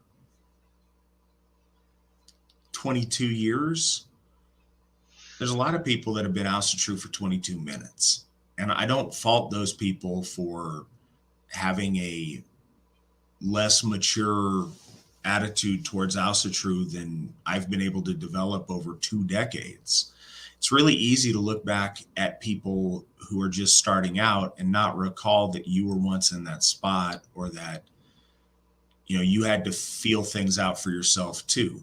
And I feel that.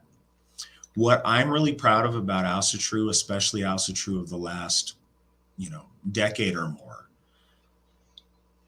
we very clearly define ourselves by who we are and not by who we aren't. Asatru isn't about not being Christian. Asatru is about being Asatru. It's about us celebrating our faith to our gods without comparison to other people's faiths. Now, I realize that in reality, we're going to make comparisons. That's one of the biggest things the human brain does. But when we come back to center and we focus on who we are and what we do, the measure of something's rightness or wrongness needs to be the Aesir, their will, our culture, and being the most Asatru we can be. The best loyal to the Aesir that we can be, which is what Asatru means. The uncomfortable for a lot of people, especially people who've had a bad experience with Christianity, truth is that the Christianity that Western people have come to know and embrace over the course of time is very, very largely influenced by our folk soul and by the experience of white men and women from Europe and how they practice religiosity.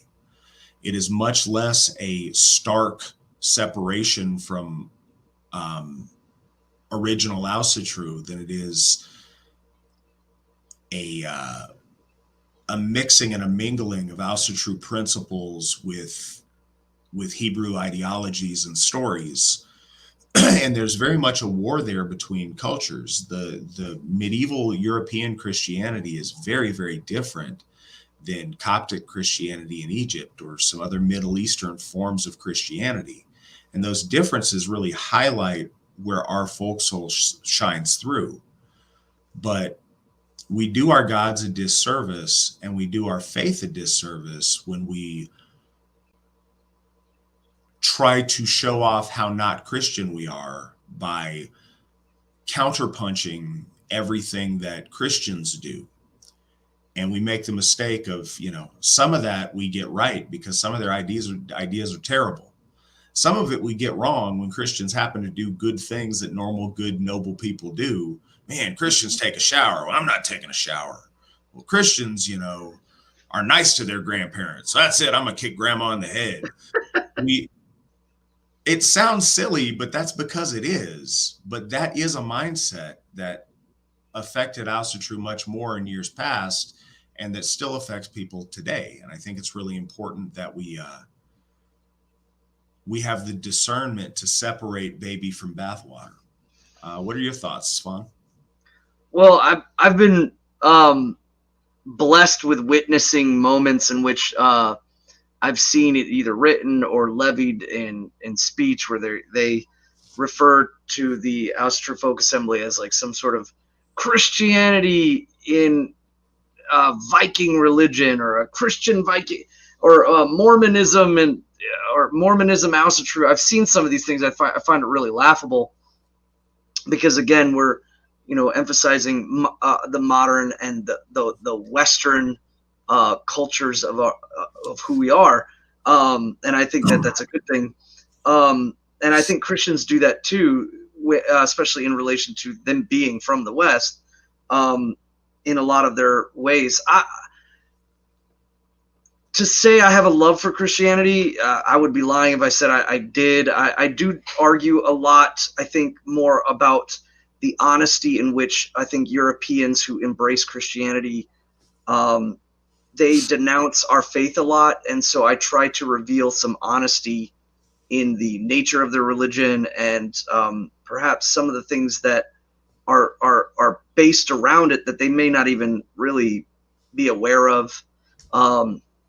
But as far as, when I see someone level that, oh, you guys are just like the Christian Asatru or something like that, that to me just screams that edginess, that rebellion. I'm not going to, wear no tie. I'm not going to kneel or do any of this knee-jerk reaction. It's kind of like, training an animal based on negative space. And they just desperately are going to try to fill that negative space and then thus become negative. And that's not something we need to do. I don't think any Asatru really needs to do that. I think some people have, when they get, like you said, bad experiences with Christianity, they do get pulled down. And when they feel a sense of relief and release when they come back to the gods and have a different understanding, that does sometimes whip back, and sometimes with good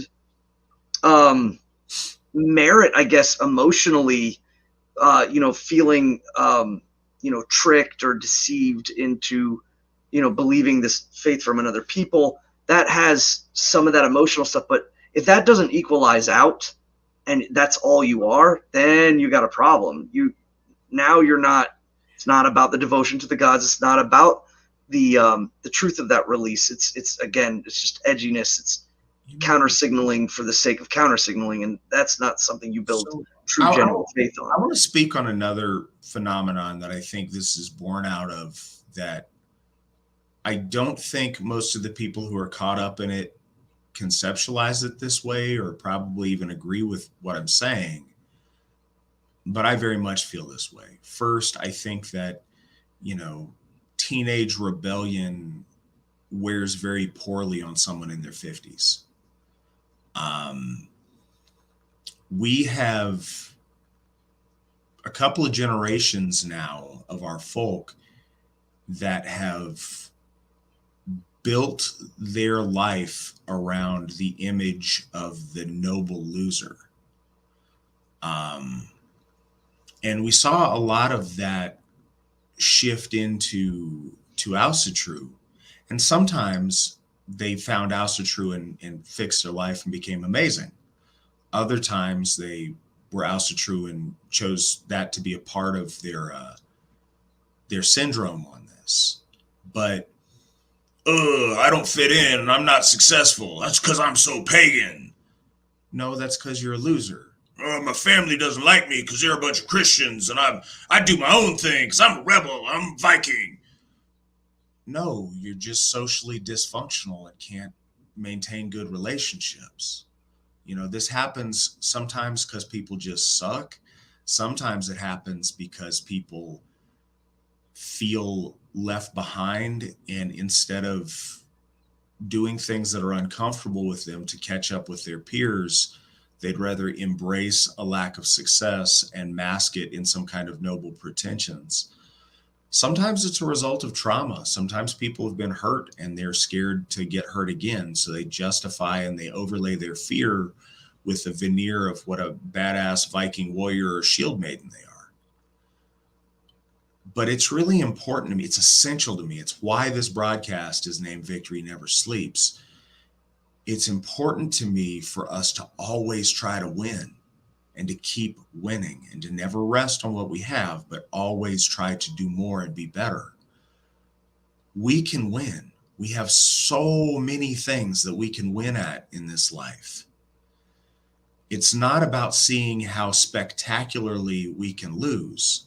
And if you set yourself up for failure with a bunch of face tattoos that are scary and t-shirts that say obscene phrases, and you build this wall of either anger or scary or just gross around yourself, then you have a ready-made excuse when you're not accepted.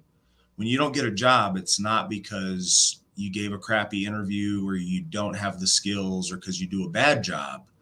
No, you're fired because you're such a pagan, because they just don't like your swastika you have on your face. No, maybe it's because you're not a good worker. Maybe it's because you don't interact with your fellow employees well. Maybe it's because you're a jerk to people. But rather than think about those, you have a ready excuse, Oh, people don't like me because they're busy dressing up in their suits and ties and I want to wear a t-shirt with holes in it. Maybe it's not just about the t-shirt. Maybe it's about your overall attitude. But that's uncomfortable. Now, I've seen this with a lot of different people. And yes, I'm being humorous with me making the funny voice, but I really mean this. And I've seen this with people that I love and that I care about.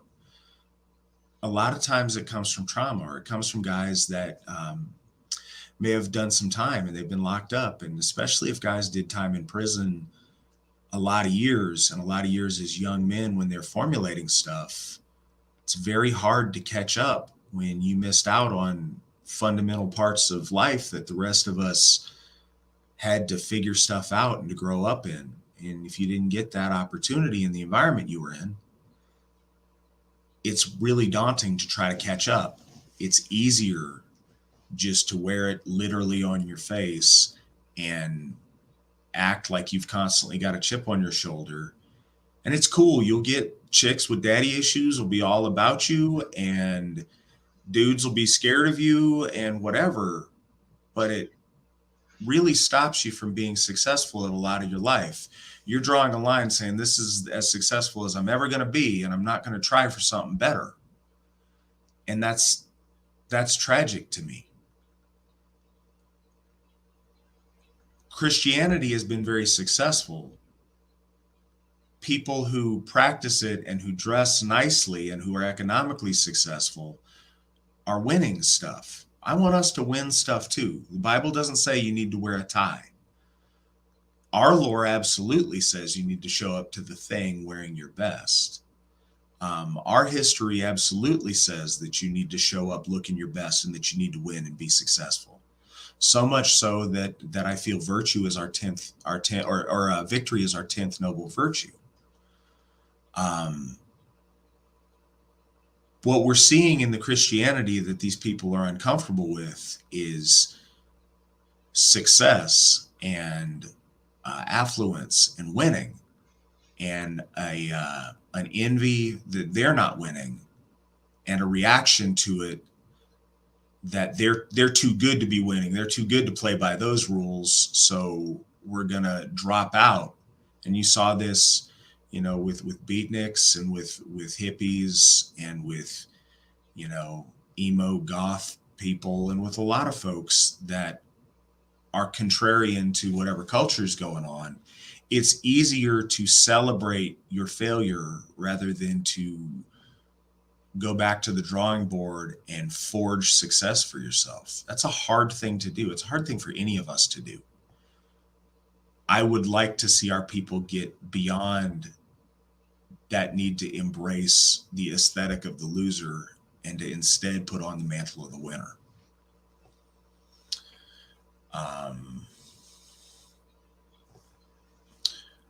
Was not aiming that at anybody. I hope nobody is irritated about that. What do you think? And this is the last question we have in the queue. There may be maybe some other questions. If you guys have more questions, please go ahead and ask them. If not, this might be our last question. What do you think about the movie The Northman? And what do you think about the gods fighting each other? ideas like is shown in the movie of Odin versus Freyr. Svan, have you watched that movie? And if so, what are your thoughts? No, I haven't seen the Viking show. I saw, I think, the 3/4 of the first episode. I have not watched The Northman. I think the last movie that I ever saw in relation to the gods was Eric the Viking from like back in the and again it's because again I'm not a big fan of pop culture. I'm not a big fan of a lot of the movies just in general. I don't see movies often and things like that. But we do see some interesting points when we talk about the gods.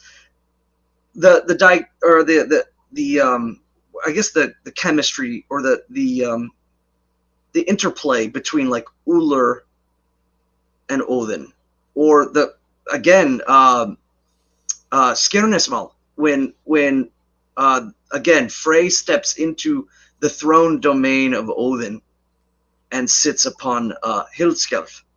Again, this is these are forces interplaying. I think that there is a sense of dominion, and then there's transference or stepping in and stepping out in order to attain or move. Again, we were talking earlier about the gods moving to make attainments, whether it's hanging from the tree or stepping down from heavenly mountain. And so we do see a lot of that interplay in the stories. And I think that what that really is these forces that are functioning within a domain or a purpose. They have purpose, but then they shift that purpose. And when anytime any great powers move and shift to fill a purpose based on a need, there's always a flux. There's always a kind of a ripple or a sense of things being uneasy or different. And this happens a lot in nature, both physically and metaphysically. And I think that that's what those interplays are referring to. As far as like the gods openly aggressing towards each other. And again, I haven't seen the movie, so I can't reference if they had some knockdown, drag out fight, or if they were taking the form of human form and like conspiring against each other or something of that nature. Again, we see in the stories, Freya and Odin and Ullr, or Balder and Hod, depending, like if we're talking about Saxo Grammaticus and all of that. We see these fluxes as things, as these cosmic beings interact, and oftentimes take places, create vacuum, and then fill. There's a lot of movement going on there, but to take them literally as fighting it, I don't know. I don't want to step into that if I haven't seen the movie and then say they don't have pencil fights or whatever. So we've got one more question I think is a really good one. Obsidian, I promise I'll answer the one Svan just answered. But Monk brought up a really good thing in the chat that I want to speak on too. Yes, it's funny to make funny voices about, look at me, I'm a loser, I'm so edgy. But realistically, I do want to reiterate this, that I feel bad for those people who are stuck in that, because it really is a psychological problem. If you're doing that and you're 20, it's funny, and I will affirm my funny voice making fun of you. If you're doing it 40 or 50 or even 60, no, I'm really sad that you're in that place mentally and you haven't figured out how to break out of that pattern. And Monk mentioned another circumstance of people that fit into that. So earlier I was talking about, punks or, people that way that have chosen, to take on the edgy persona. And I've also talked about people who were locked up and missed formative times in their life and are playing catch up, and it's very hard to do. One of the other groups of people that go through something similar to that, Monk mentioned, are soldiers and Marines and guys that served. And we're also, very often we don't It's hard to say. In my generation, we started seeing a lot of people who are now my age that did serve in when they were very young.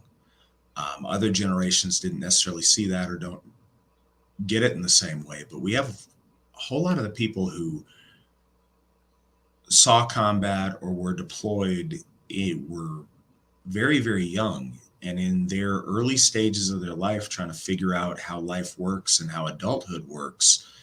They were thrown into a very, very specific and sometimes very tragic context. And, Monk mentions that, you get trained up to be a soldier or a Marine, but all too often when the guys come back, they don't get trained into how to fit back into society right in where they should be, or comparing the situations that they face in quote unquote normal society with those that they faced in in their career and in their combat experience.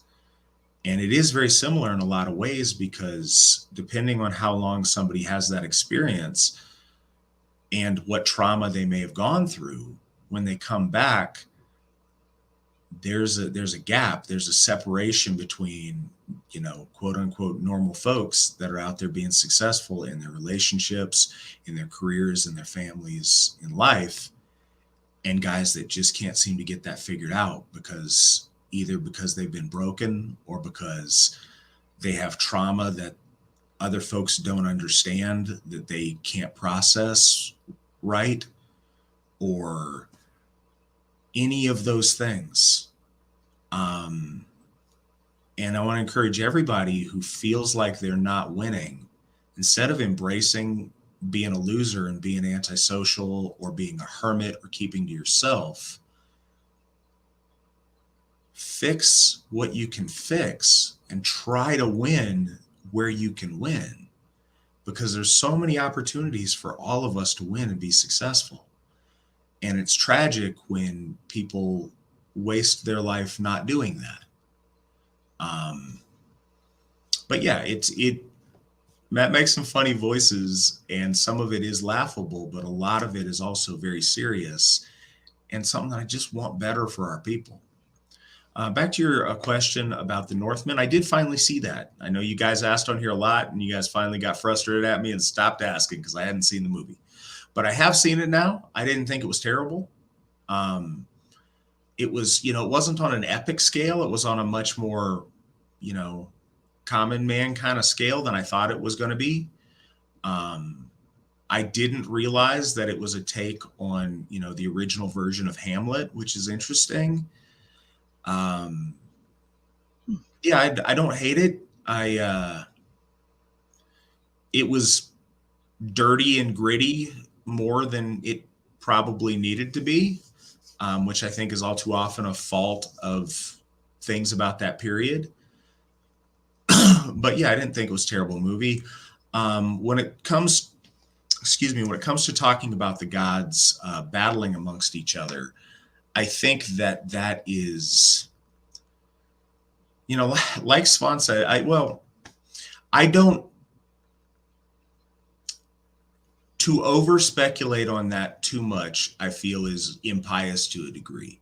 I think that when we see conflict amongst the gods, it means so much more than, just the interpersonal conflict between two people. It involves so many bigger and cosmic forces, and it tells of a much bigger struggle and a much bigger truth than simply two personalities clashing.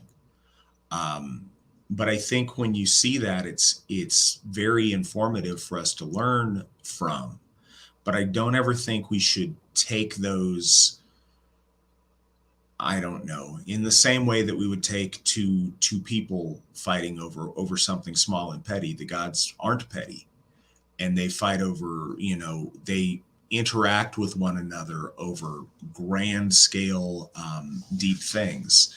So I think that it's always something deep to focus on. And I know that's not a tremendous answer to the question, but Northman was a movie and it could have been set in any other time, and I don't really think it's specific to our faith in that way.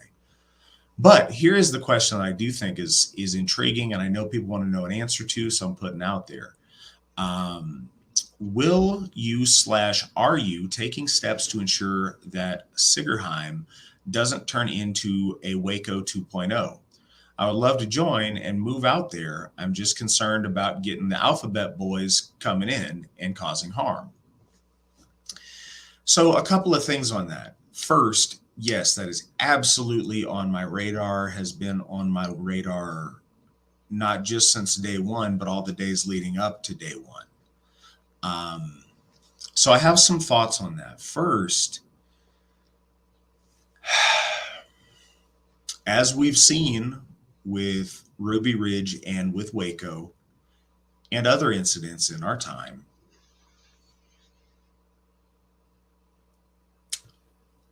sometimes the alphabet agencies just do bad and shady things. They absolutely do. There's a lot of times that they do good things too, but there's some times to where they do some terrible things. I've got some thoughts on the best way to avoid those things. One of the things though, and this goes into my discussion about winning and losing, if we're constantly scared of doing the right things or doing good things, doing legal things, because we're afraid that some boogeyman in the federal government may come out for us and do something bad to us, we're never going to leave our house and we're never going to do anything. We've also seen that the government sometimes disregards laws and just does whatever it wants, even if it's illegal. And there's no perfect answer that any of us can have that will 1000% mean that that's not ever a possibility. So I want to stipulate that there's no 100% guarantee, and there can't be. Our Constitution, unfortunately, isn't 100% guarantee that the government will treat us appropriately. But that said, there's some things we can do and things that I intend to do. First, we are going to be wide open and transparent. We always have been as the AFA, and we're going to continue to do that. We do that at all of our HOFs. If people want to check it out and see what we're up to and say hi, we're going to be neighborly and friendly and let people come say hi. If people drive up and like, hey, what are you guys doing? Hey, this is exactly what we're doing. Come take a look because we're proud of what we're doing. That's going to be our default policy. Being open to the community. The other thing is being involved in the community. It's been very important to me at all of our HOFs that we're involved in community activity as much as possible, that we try to get involved in charitable things with the community, that we interact with them in a positive way, and that we make ourselves not just not a nuisance and not a problem, but that we make ourselves an active force of being good neighbors to the people that we're around. We're going to be good neighbors at Sigerheim. We're going to be good neighbors. We're going to interact as best as we can with the people in the community. We're not going to put up walls. We're not going to, have armed guards at fences. We're not going to do that. We're going to be open. We're going to live there. We're going to be proud and happy celebrating what we do. And when people ask us questions, we're going to show them and we're going to answer our questions in a prideful and happy way, as opposed to none of your business. I don't have to tell you. Because what happens very often when you're secretive, first, in this day and age, if your concern is the alphabet boys, well, they have access to tons of stuff you don't even know about. I think keeping secrets is, impossible in this day and age, or as close to impossible as there is. But one of the best things, we're not doing anything wrong. If we were doing something shady, my advice might be really different, but the benefit we have is we're not. I am proud and open about everything we are doing in the AFA, about everything we are doing at Sigerheim. And, if anybody, government or not government, is curious or wants to see or wants to know, you can't shut me up about it. I love talking about what we're doing. I would love to show everybody around. I'm going to show everybody as much pictures as I can on social media. Man, I was back in town an hour before I started creating the little slideshow with all of the pictures we took while we were there, because I'm happy to show it off. So I think having a policy of just transparency and openness and being straightforward is going to be our best bet. I think that paired with community, with regular and frequent community interaction, is also going to help that. But yeah, that's absolutely something that's been thought about, been discussed, and that we're always aware of. Nothing in this life is 100% guarantee, but there's nothing saying things can't happen to you in your house right now if somebody wants to do something nefarious. You can only do the best you can do. And we're going to be completely legal, completely appropriate, great neighbors, and good citizens at Sigerheim, just like we are now. And I mean that from the bottom of my heart. And the truth of that really is a safeguard in a lot of ways of what we're doing. Again, it's not ironclad, but I think it's the best we can get, and we're committed to that.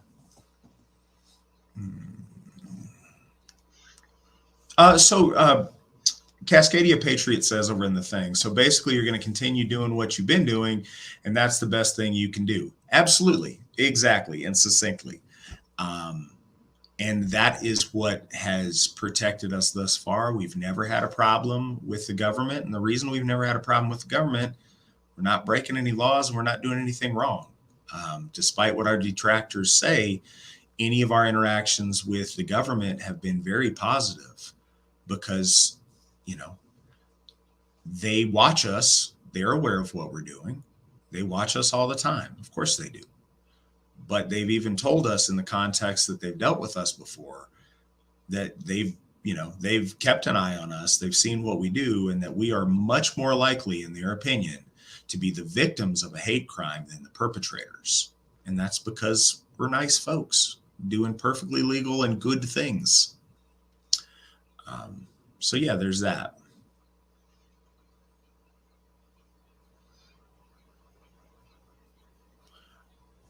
Okay, got another question. I've got another couple of questions. Myth, dirty word or appropriate to use in reference to our lore? Svan, what are your thoughts? I've never saw it as a dirty word.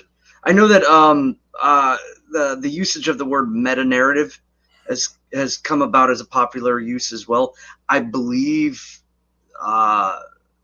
I'm not saying that he's the first who's ever used it in relation to anything, but I know in relation to Asatru, I remember that was kind of thrown around by Edward Thorson as the usage of a word as meaning greater narrative of an understanding. But myth has power. Myth has a joyousness to it. Myth has a mystery and a happiness to it that I think has been drawn down because of, again, the greatest way to convince people, that your propaganda is correct is to tell everyone, or to tell them that everyone else is propaganda and what you're telling them isn't. I think that a lot of, people that push that kind of ideology, they're the ones really dragging the magicalness of myth down. I've never seen it as a dirty word. Stories are such a keystone to the structure of the passing of the knowledge of our gods. But that's just my personal opinion on it. Yeah, myth isn't a bad word. I think that sometimes, depending on who you're talking to, there could be a misunderstanding. You've got to read the room. If people are inherently thinking that myth equals not true, then I think that you need to alter what you say. Sometimes if you sound more wordy and you say mythos, it makes it seem scholarly and not like other people think that a myth might mean, but it's just semantics. Read the room. I don't think myth is bad, and I use it often. So here's a question. And first, I want to salute the person for having the courage to ask the question. When I started these, not just Victory Never Sleeps, when I started doing my monthly live things where I was taking questions, a lot of it was to squash, or a lot of the hope of it was to squash unfounded rumors or backroom gossip that people have. People are going to do that and it's fine, but I'd like them to do it on real information and be able to ask questions rather than to just assume negative things. So the following question from Patrick is, so forcing out members of the AFA who are either interested in Noriena's publishing or are also Noriena members isn't sketchy or wrong? Curious. No, it's not sketchy or wrong.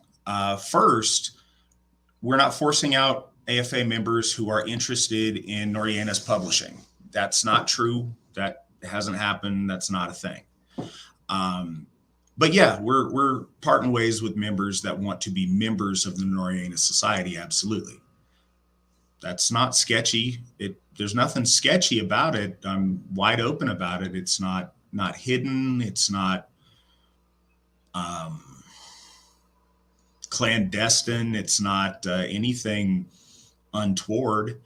And is it wrong? Well, no, it's not. As a church, we have an obligation to have a degree of orthodoxy on what we believe and what we don't believe. If you believe what we believe, you cannot also believe what the Noriena Society increasingly believes. They are mutually exclusive. You can't be a Catholic and a Baptist. You can't. It doesn't work that way.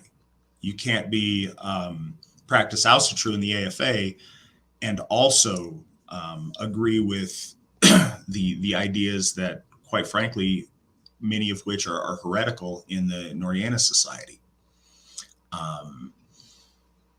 Reasons for, at first, as a statement, it is neither sketchy nor wrong. It is completely an appropriate thing for us to do. But that aside, there's reasons for it. And some of the reasons are,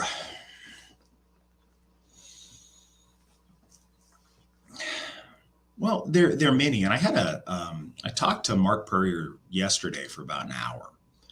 And as I always say, and I'm going to continue to say, I like Mark a lot. I think Mark is a great guy. I consider Mark a friend of mine. I hope he considers me the same. I would invite him to any one of our events. I would give him a hug. I think he's a great guy. I also think that the Noriena Society, due to its democratic nature, isn't synonymous with Mark Purrier. I think that the Noriena Society is a very toxic group of people that come at our faith in a very inappropriate way. I don't think the piety is there that I mentioned is so essential earlier. I don't think our gods are treated as real living beings. I think that it is treated as a object to put in a petri dish and study in a perverse scientific way, to where more weight is placed on an obscure partial passage in an obscure tome rather than the living faith that has been devoted to serving our ICER for the last 50 years. There's a number of things that we and that I disagree with the Noriena Society. But also one of the biggest things is the backward contrarian nature of them as a group and the folks that are associated with them. It has for many years now been very heavily weighted by people who have left the AFA or have been removed for the AFA or have parted ways with the AFA and are openly hostile to us. They have very often populated those circles, and it's not so much that they're pro-practicing Asatru the Noriena way, it's that they are anti-practicing Asatru the AFA way. And yeah, we think it's a toxic group of people, and we no longer want to have those people involved with us in our inner guard. Do you have anything to say on that, Svan? No, like I said, my interactions with some of the members, I think debate-wise, I think it's great to have these moments of talks and debates about the lore or about the gods in relation to the lore or things like that. But outside of that, I mean, if those interactions, again, some of those members that I'm speaking of, or in the past in particular, and my dealings with them have been, they did deform into a level of, you know, you're not doing this right, or you're doing this wrong, and it needs to be done this way. And then they broke off or broke away. So, I mean, pushing people out versus what I've seen more of is like people kind of peeling off or leaving or fracturing off because of desire to go elsewhere or do things differently, was what I caught most of, you know, in those relationships. Or the opportunity was laid out to come and be at events and do things that were really close and really near to them, and they didn't show up. And I don't know if they, I mean, again, I don't think they would have been met hostily. Especially at that time, nobody was, I don't think that there was any sort of like backhandedness. Again, other than that, just having conversations and things based on the lore and, you know, kind of across the table, going back and forth about ideas and things. So I'm curious. I don't see that as nefarious. I want to treat people who ask questions on here with respect. And I want to ask them what I think is really important that we should do in general is when people ask us stuff, we should keep our eyes open and don't be fooled. But I think we should treat things with the benefit of the doubt and assume people are asking in the nicest possible way because we're speaking to an audience and not just the one person asking the question. Patrick goes on to say in the chat room, we're parting ways, but not forcing them out. Legit double speak. No, it's very clear. People who are interested in Norrena materials and purchase Norrena books, we are not kicking out. If you are in the Norrena Society, we are asking you to either be in the Norrena Society or in the AFA and to choose one. If you choose the Norrena Society, then yes, I suppose we're kicking you out. No part of anything I'm saying is trying to do double speak or be, you know, be unclear. I want to be crystal clear. He says the Norrena Society isn't mutually exclusive with your ideas, but thanks for making this all crystal clear. I do my best. Then Cliff asks, and we'll get to this in a second, he wants to know if we can expound on some of the difference of belief between the Norrena Society and the Asatru Folk Assembly, and we'd be happy to do that. Patrick says, Clifford, he can't because Norrena Society is an academic group, and this dude, Matt, wears Christian garb for his sermons. I've explained that. I think you're probably talking about the stoles, and that has an ancient pagan root and isn't an exclusively Christian garb. The folks at graduation are not wearing it in a Christian context. It was certainly established from ancient Roman pagans from an educational perspective, and it originally had nothing to do with Christianity. I'm not sure which sermons, but yeah, I do wear my stole when I practice the rites of our faith, and will continue to do so.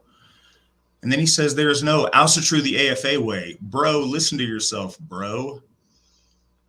Not sure what this is what I'm saying. The Norrena Society and the people it attracts are very negative and toxic people. The AFA doesn't go on any Norrena podcasts and try to insult them or get in the middle of their business. Quite frankly, we have better things to do. And if that's something that you want to do is be involved with them, go ahead and do that by all means. In the meantime, Svan, can we expand on some of the points that we differ with the Norrena guys on? Because I don't think that some folks are very clear on exactly what that looks like. Well, mainly that I think there are interpretations of the, again, like you said, pieces of lore that are we disagree upon. I think predominantly like in cosmological structures.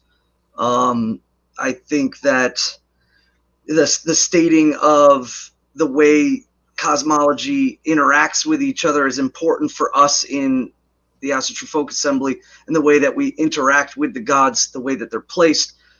But then there are some things that I have read and seen that place those effects very differently. So if we're talking about, kind of reconstructing things, there's a lot of reconstructing of placement of the gods, the wells, the tree. There's this kind of restructuring that's kind of going on, and it's based on interpretations of these translations, but they go very far off from what our faith has clearly established, our belief system in the cosmological view. I remember having some debates with some. I don't know if they're members, actually, to be honest with you. To be completely clear, I don't know if it's just somebody who was asking a question or if they were like a devout follower of some of this society. I don't know, but we're discussing about the nature of the gods in their movements through the cosmological worldview and universe, and I found it like it was being radically placed in a different context, and I could understand perhaps the necessity for it, but to go against other ideas, it seemed like they were against it because things were wrong. Snorri was a Christian, so he was placing the world tree on its side in order to show that the life of the gods was dead, and that the axis mundi, there's like deep, like crazy roundabout semantics to things that was like, I don't know, it just seemed kind of twisted to create a different reconstructing of things. And again, if you interpret something in the Eddas in a way, and you practice Asatru that way, I don't think that absolutely negates things. But to say that other people are wrong about the way that they're doing this, or that the whole of our spiritual organization is seeing, the heavenly concepts, the middling concepts, the underworld concepts, the bridging between those, the structuring of what Heimdallr might mean as a threshold, prism of that which is brought from above and down below. A lot of that concepting of the gods in a sense of a functioning living religion are kind of tossed out like the baby with the bathwater, because it doesn't apply in the Eddas because of this translation. I felt there was a lot of that placed. So that was a huge amount of it. I think the other thing is ritual and ceremonial, orthopraxy. There was a lot of critiques thrown at, I guess I would say it was me at the time, about orthopraxy and how there was, these things like, the harrow and the accoutrements of like a stole, even in and of itself. These things were kind of levied as, I think, materialistic arguments. But, stating simply as it is, that this is the way we are doing things. We have been doing things. Our society recognizes these things. If I show up to do a funerary rite at a hospital and I'm wearing a stole, yes, it has the runes on it, but our society, even though they're not Asatru, they totally get it. And it's not entirely in a Christian context. It's just that some people think it is. So, but that doesn't mean the entirety of it. I don't know. There's a lot of stuff like that I remember kind of being tossed around. So the fundamentals, and there's a lot of points in their research that we don't agree on. And some of those are really important and some of them are relatively minor. What I think that the biggest, theme is that folks in the Norrena Society, and Mark Purrier, to what according to the conversation I had with him, and, the things that I've read and the things that I hear, and I've mentioned this throughout this broadcast, and I think it's kind of fitting that this book ends the conversation a little bit. To them, it very much is an equation and a research and a math project. The right way to practice Asatru to them is only determined by studying ancient sources and figuring out how ancient people practiced Asatru. Because apparently it's not a living faith, it's a dead faith that we're studying about that used to exist. And with those folks, it's as though we haven't been practicing Asatru for the last 50 years. And that's unfortunate. The entirety of, and I don't speak Icelandic, so I don't know what the Asa knowledge would be, but Asatru is loyalty to the Aesir, and it's based on relationships. Asatru is based on a gifting cycle and a relationship with our gods. We have people who are the founders of the Asatru Folk Assembly and the people who are still with us that have been practicing Asatru for 54 years, that have built solid decades-long interaction with our gods through being part of the gifting cycle, through pious worship and practice. To disregard that is a travesty to history, is disrespectful to us and to the Aesir, and it limits our people, and it puts these concrete shoes on us that we can never be more or do more, because apparently Asatru died thousands of years ago, and that's that. We can never advance, we can never move forward, we can't build relationships with our gods, because the only way to do it right is to ape what ancient people did, but without their social context, and by using very obscure passages as if the exception made the rule, and not the other way around. And that's absolutely fundamentally opposed to the way the Asatru Folk Assembly practices. We believe that our gods deal with us as people, and that we deal with them as individuals, and that we exchange gift and energy with them through relationships over our time as Asatru, that we tie into the relationships of our fellows, of those who've come before us, of our Gothar, and ultimately of Steve McNallen, to have a series of relationships and alliances and bonds that we've built over a very long time. We practice Asatru today. We practiced it yesterday. We practiced it, as the Asatru Folk Assembly in our current form for 28 years now. We'll be practicing it for another 28, and then 28 after that. But we're moving forward with a living relationship with the divine. And it's very unfortunate that these folks aren't doing that. But what I've seen largely with the people in the Narayana Society is a professional society of critics complaining about how those who do things as if they know better. But their knowledge is based on other people's knowledge that they wrote down, as opposed to experience and doing Asatru for themselves. That being the case, that's why it's so fundamentally different. And if a group of people are constantly complaining and constantly telling folks that the way we are doing something is wrong and spreading dissension, then we're better off not having that group of people involved in our membership. At the end of the day, the Narayana Society is made up of about 20 people.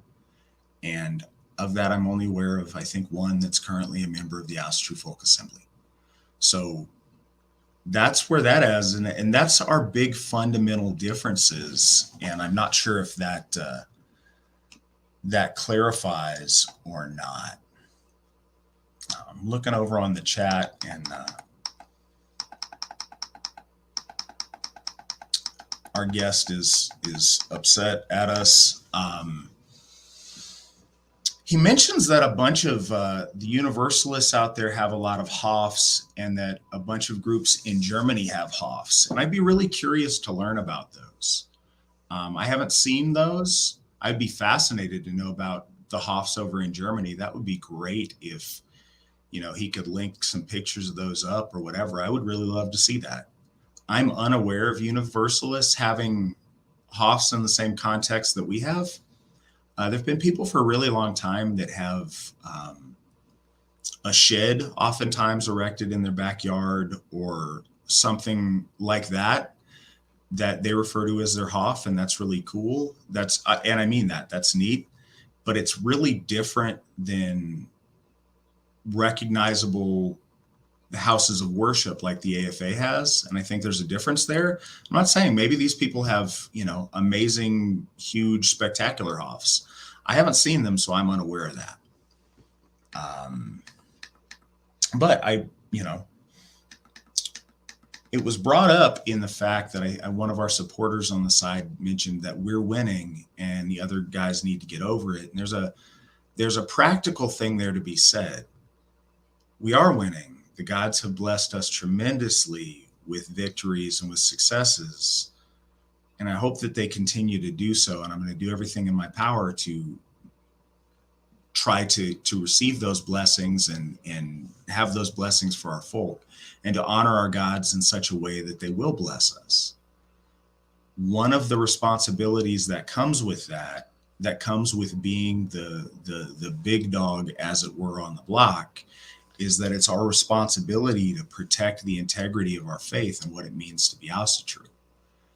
And when we, do anything to support contradictory ideas of what Asatru is or should be, when we do anything that takes away from what we seriously believe is the will of the Aesir, then we're not living up to our responsibility, and I'm not living up to my responsibility.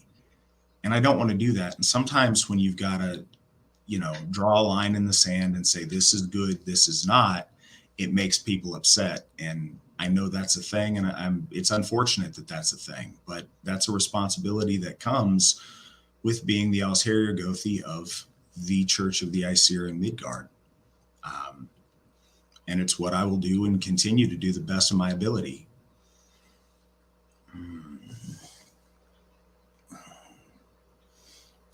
I'm trying to see if there's any other stuff over in the side or any more questions before we call it a night.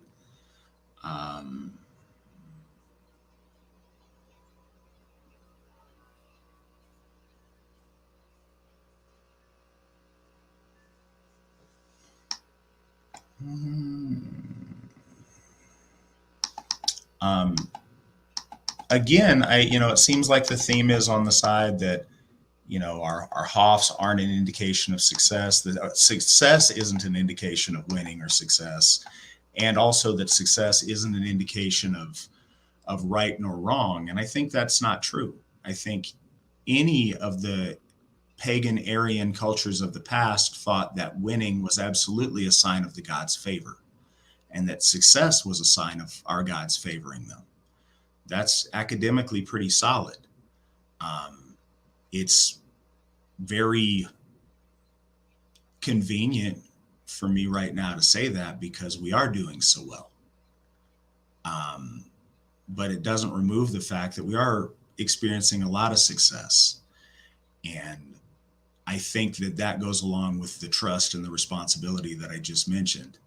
I think were we to not take a hard line on things that are fundamentally wrong in the approach to dealing with the gods, I think we may start to see some of that success diminish for a variety of reasons, but one of which I think it might be displeasing to our gods, and I wouldn't want to do that in any way.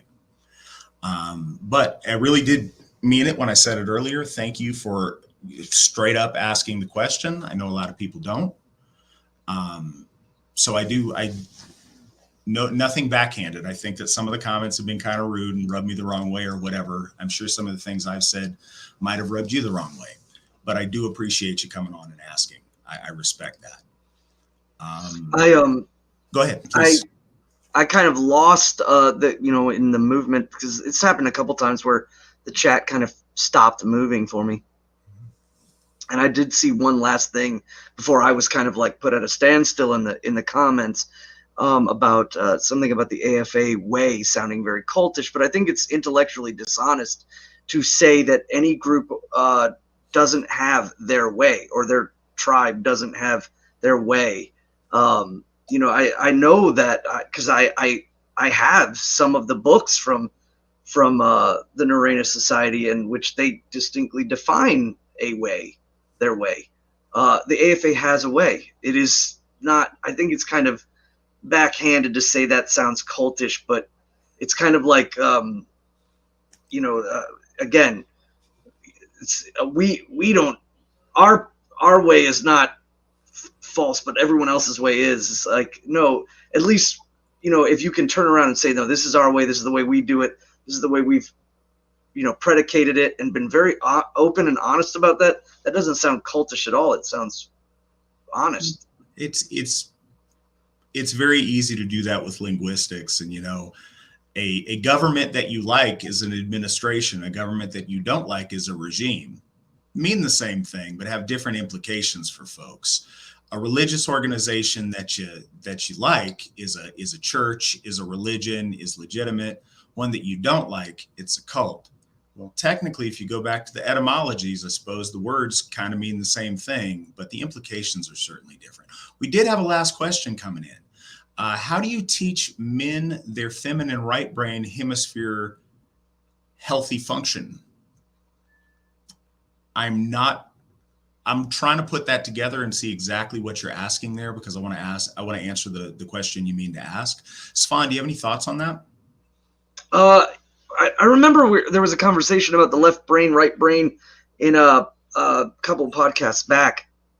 And again, I don't know if there's a lot of gravity placed on that, where, that we're starting to find out that different parts of the brains aren't. But if you're talking about like a duality of, I guess, like thought, masculine and feminine thought, I think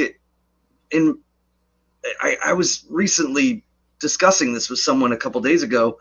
I think that one of the biggest points of the masculine cultivation, or the ideal of masculinity, first and foremost bases itself around, the idea, it's the masculine sense of not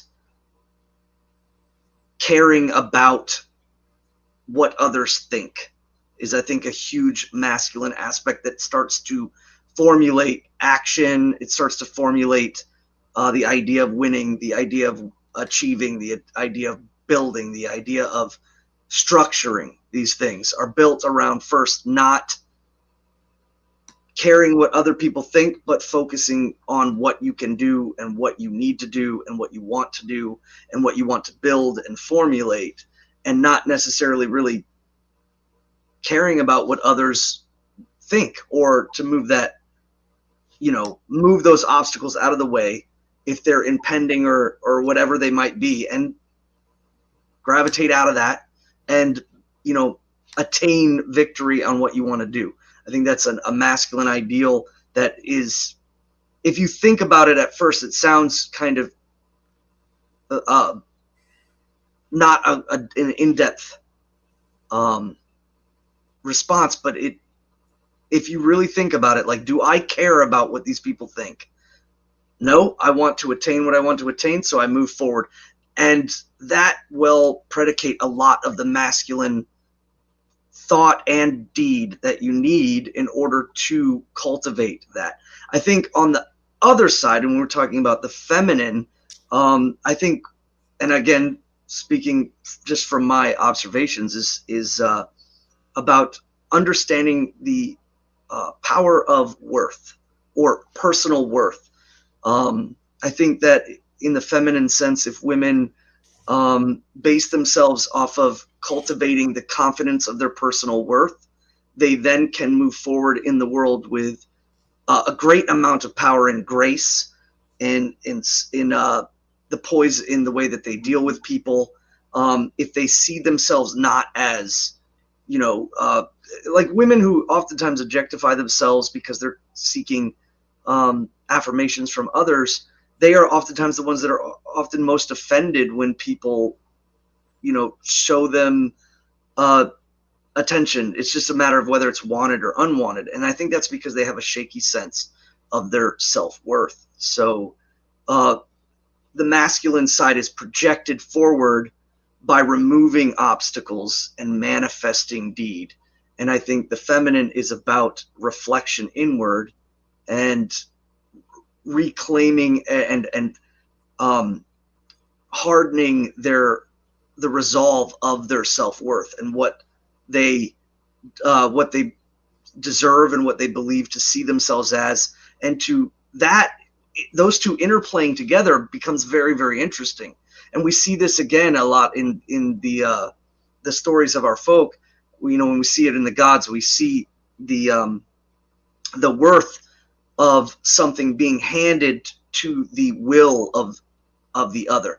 The Asanya, or the Etten bride, or the maid is holding the knowledge, sees the worth of it, and it must be attained and then utilized by the masculine. We see this being interplayed over and over again. Again, to the earlier question about charming the plow, is again, the earth has its worth already there. It understands its worth.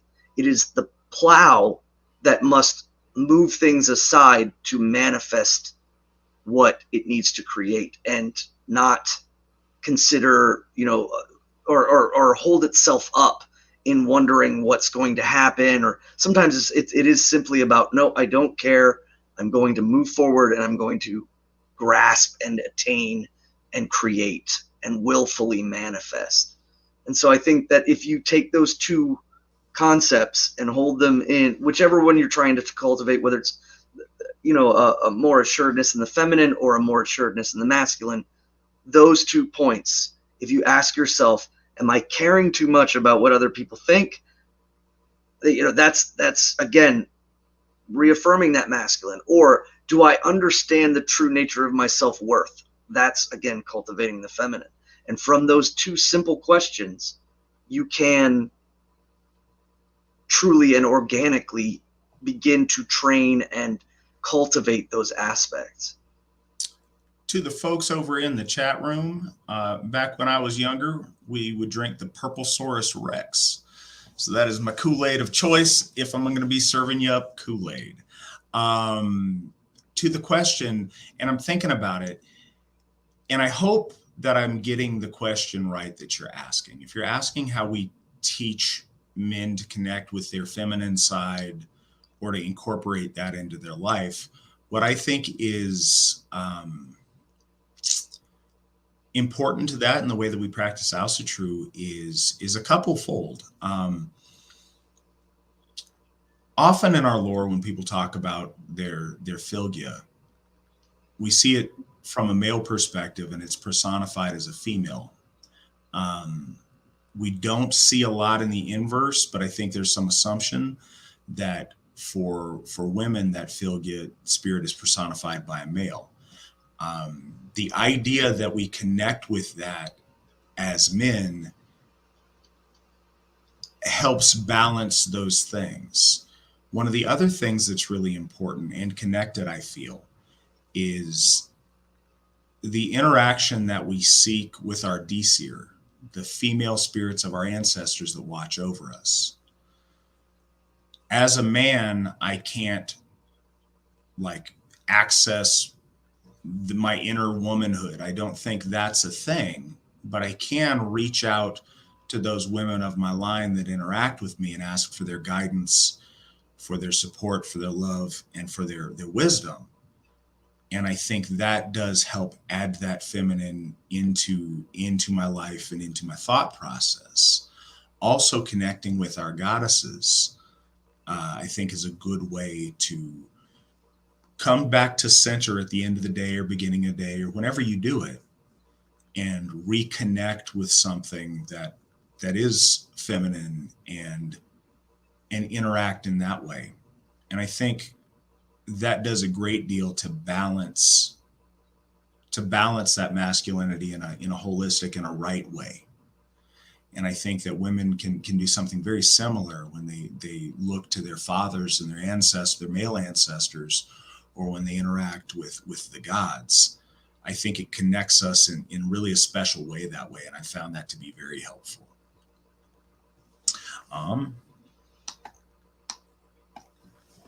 Get to arguing with the dude, and now we have some more questions popping up. That's good. I hope that was worthwhile. I run into this, so the next question's on this too. Patrick, as he was signing off, expressed how unfortunate it was that we can't just get along with the Norena Society and they can't just get along with us. And we look like the bad guys because we're the ones finally saying, all right, this far and no more, we're done with it. It's a lot of people want us to appear like the bigger person and to get along with folks and to not punch right and not all those things. And in broad strokes, I absolutely agree with that.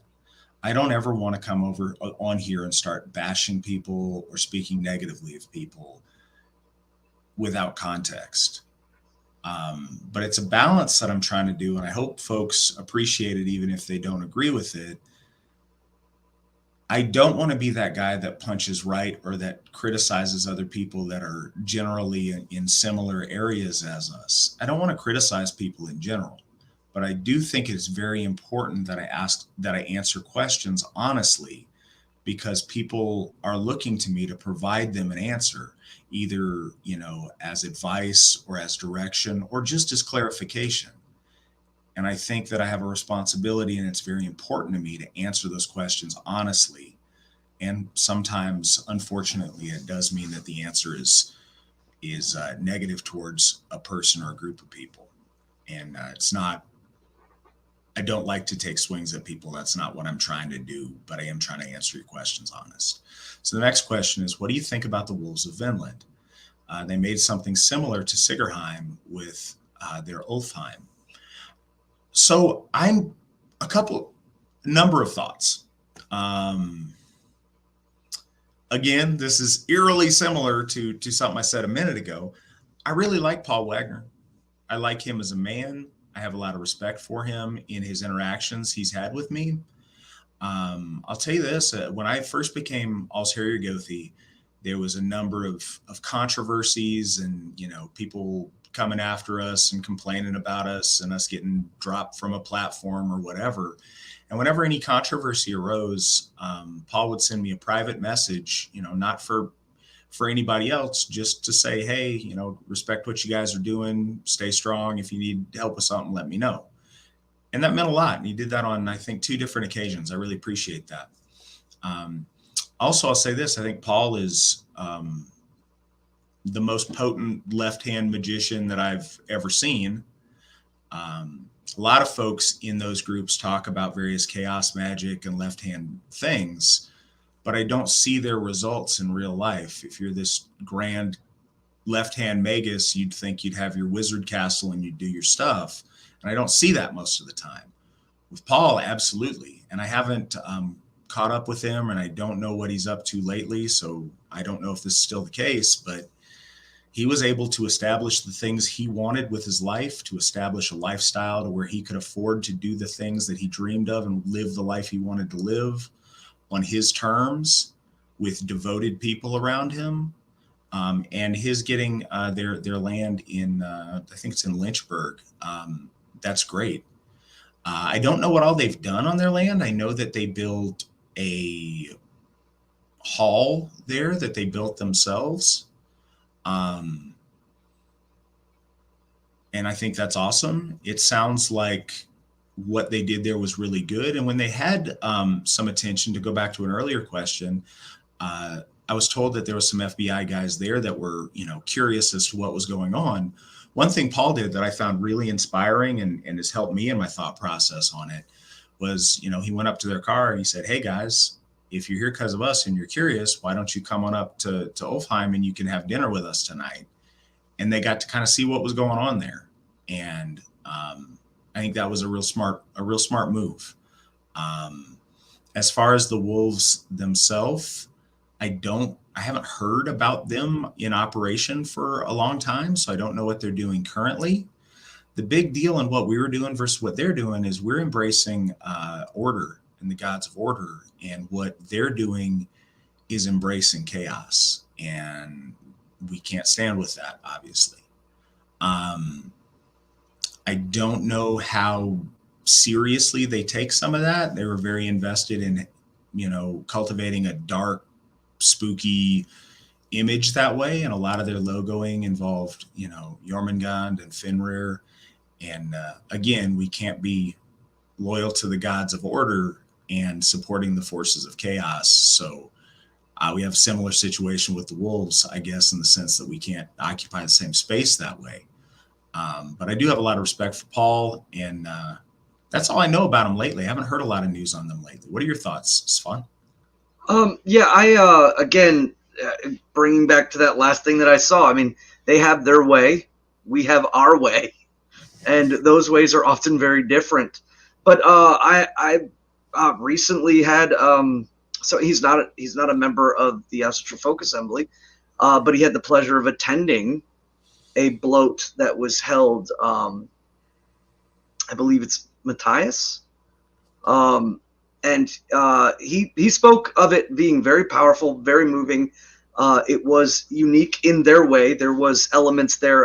It was held at night, and it was held with the torches, and there was drumming and some things of that nature. I don't think that there was it was not a family element there, but it was moving and powerful, and I think cathartic in the sense that it was definitely it punctured something that he needed in his life, which was he felt just in a malaise. So it was interesting to hear about that and their the way that they do things. He just kind of described it a little bit, and he didn't know a lot about Asatru just in general. So he was describing to me about how the horn was passed and all, and I was like, yeah, I'm very familiar with all of that. And so it was truly an interesting thing. As far as that goes, I mean, I feel like they are extremely, tribal, and they have a deep and tight knit inner guard. So that leaves to a lot of, I think, people wondering what they do and why they do. And I've never had any broaches of conversation or any theosophical debates or questions or whatever. I don't think that they really tally themselves in that field. But beyond that, I mean, I've heard more misconceptions about them than anything else. So, and I don't really try to entertain those too much.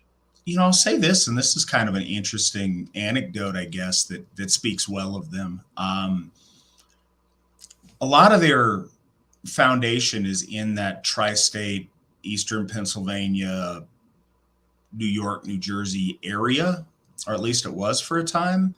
And way back when, and this is probably 9 years ago now, maybe, but they had Patricia Hall, a woman that I respect tremendously spiritually. They had her there, and they had her there as a woman, in her, I think at the time in her late 60s, in this, very male dominated, masculine, manor booned setting. They had Pat come in and perform a ritual there one time, and they were very, very respectful of her and treated her very well. And she thought what they were doing was really powerful. So, there's that. I think that's kind of interesting, and it's always made me, have a little bit of respect for the way they handle themselves on that. I think that's the last question. It's the last question in the lineup is, I think it's the last question there is. Thank you guys. I know we got derailed a little bit there on stuff for a bit with answering guys' questions. I hope it was useful. Appreciate you guys participating. As always, appreciate you guys listening and asking questions. And makes for some of our very best shows, having our special guest, Witan Svan Herul, here to educate us on the lore and break stuff down and share his wisdom and his experience with us. Thank you so much for being here, Svan. Thank you very much. All right. Well, until next week, it's been great talking to you guys. Hail the gods, hail the folk, Hail the AFA. Remember, victory never sleeps.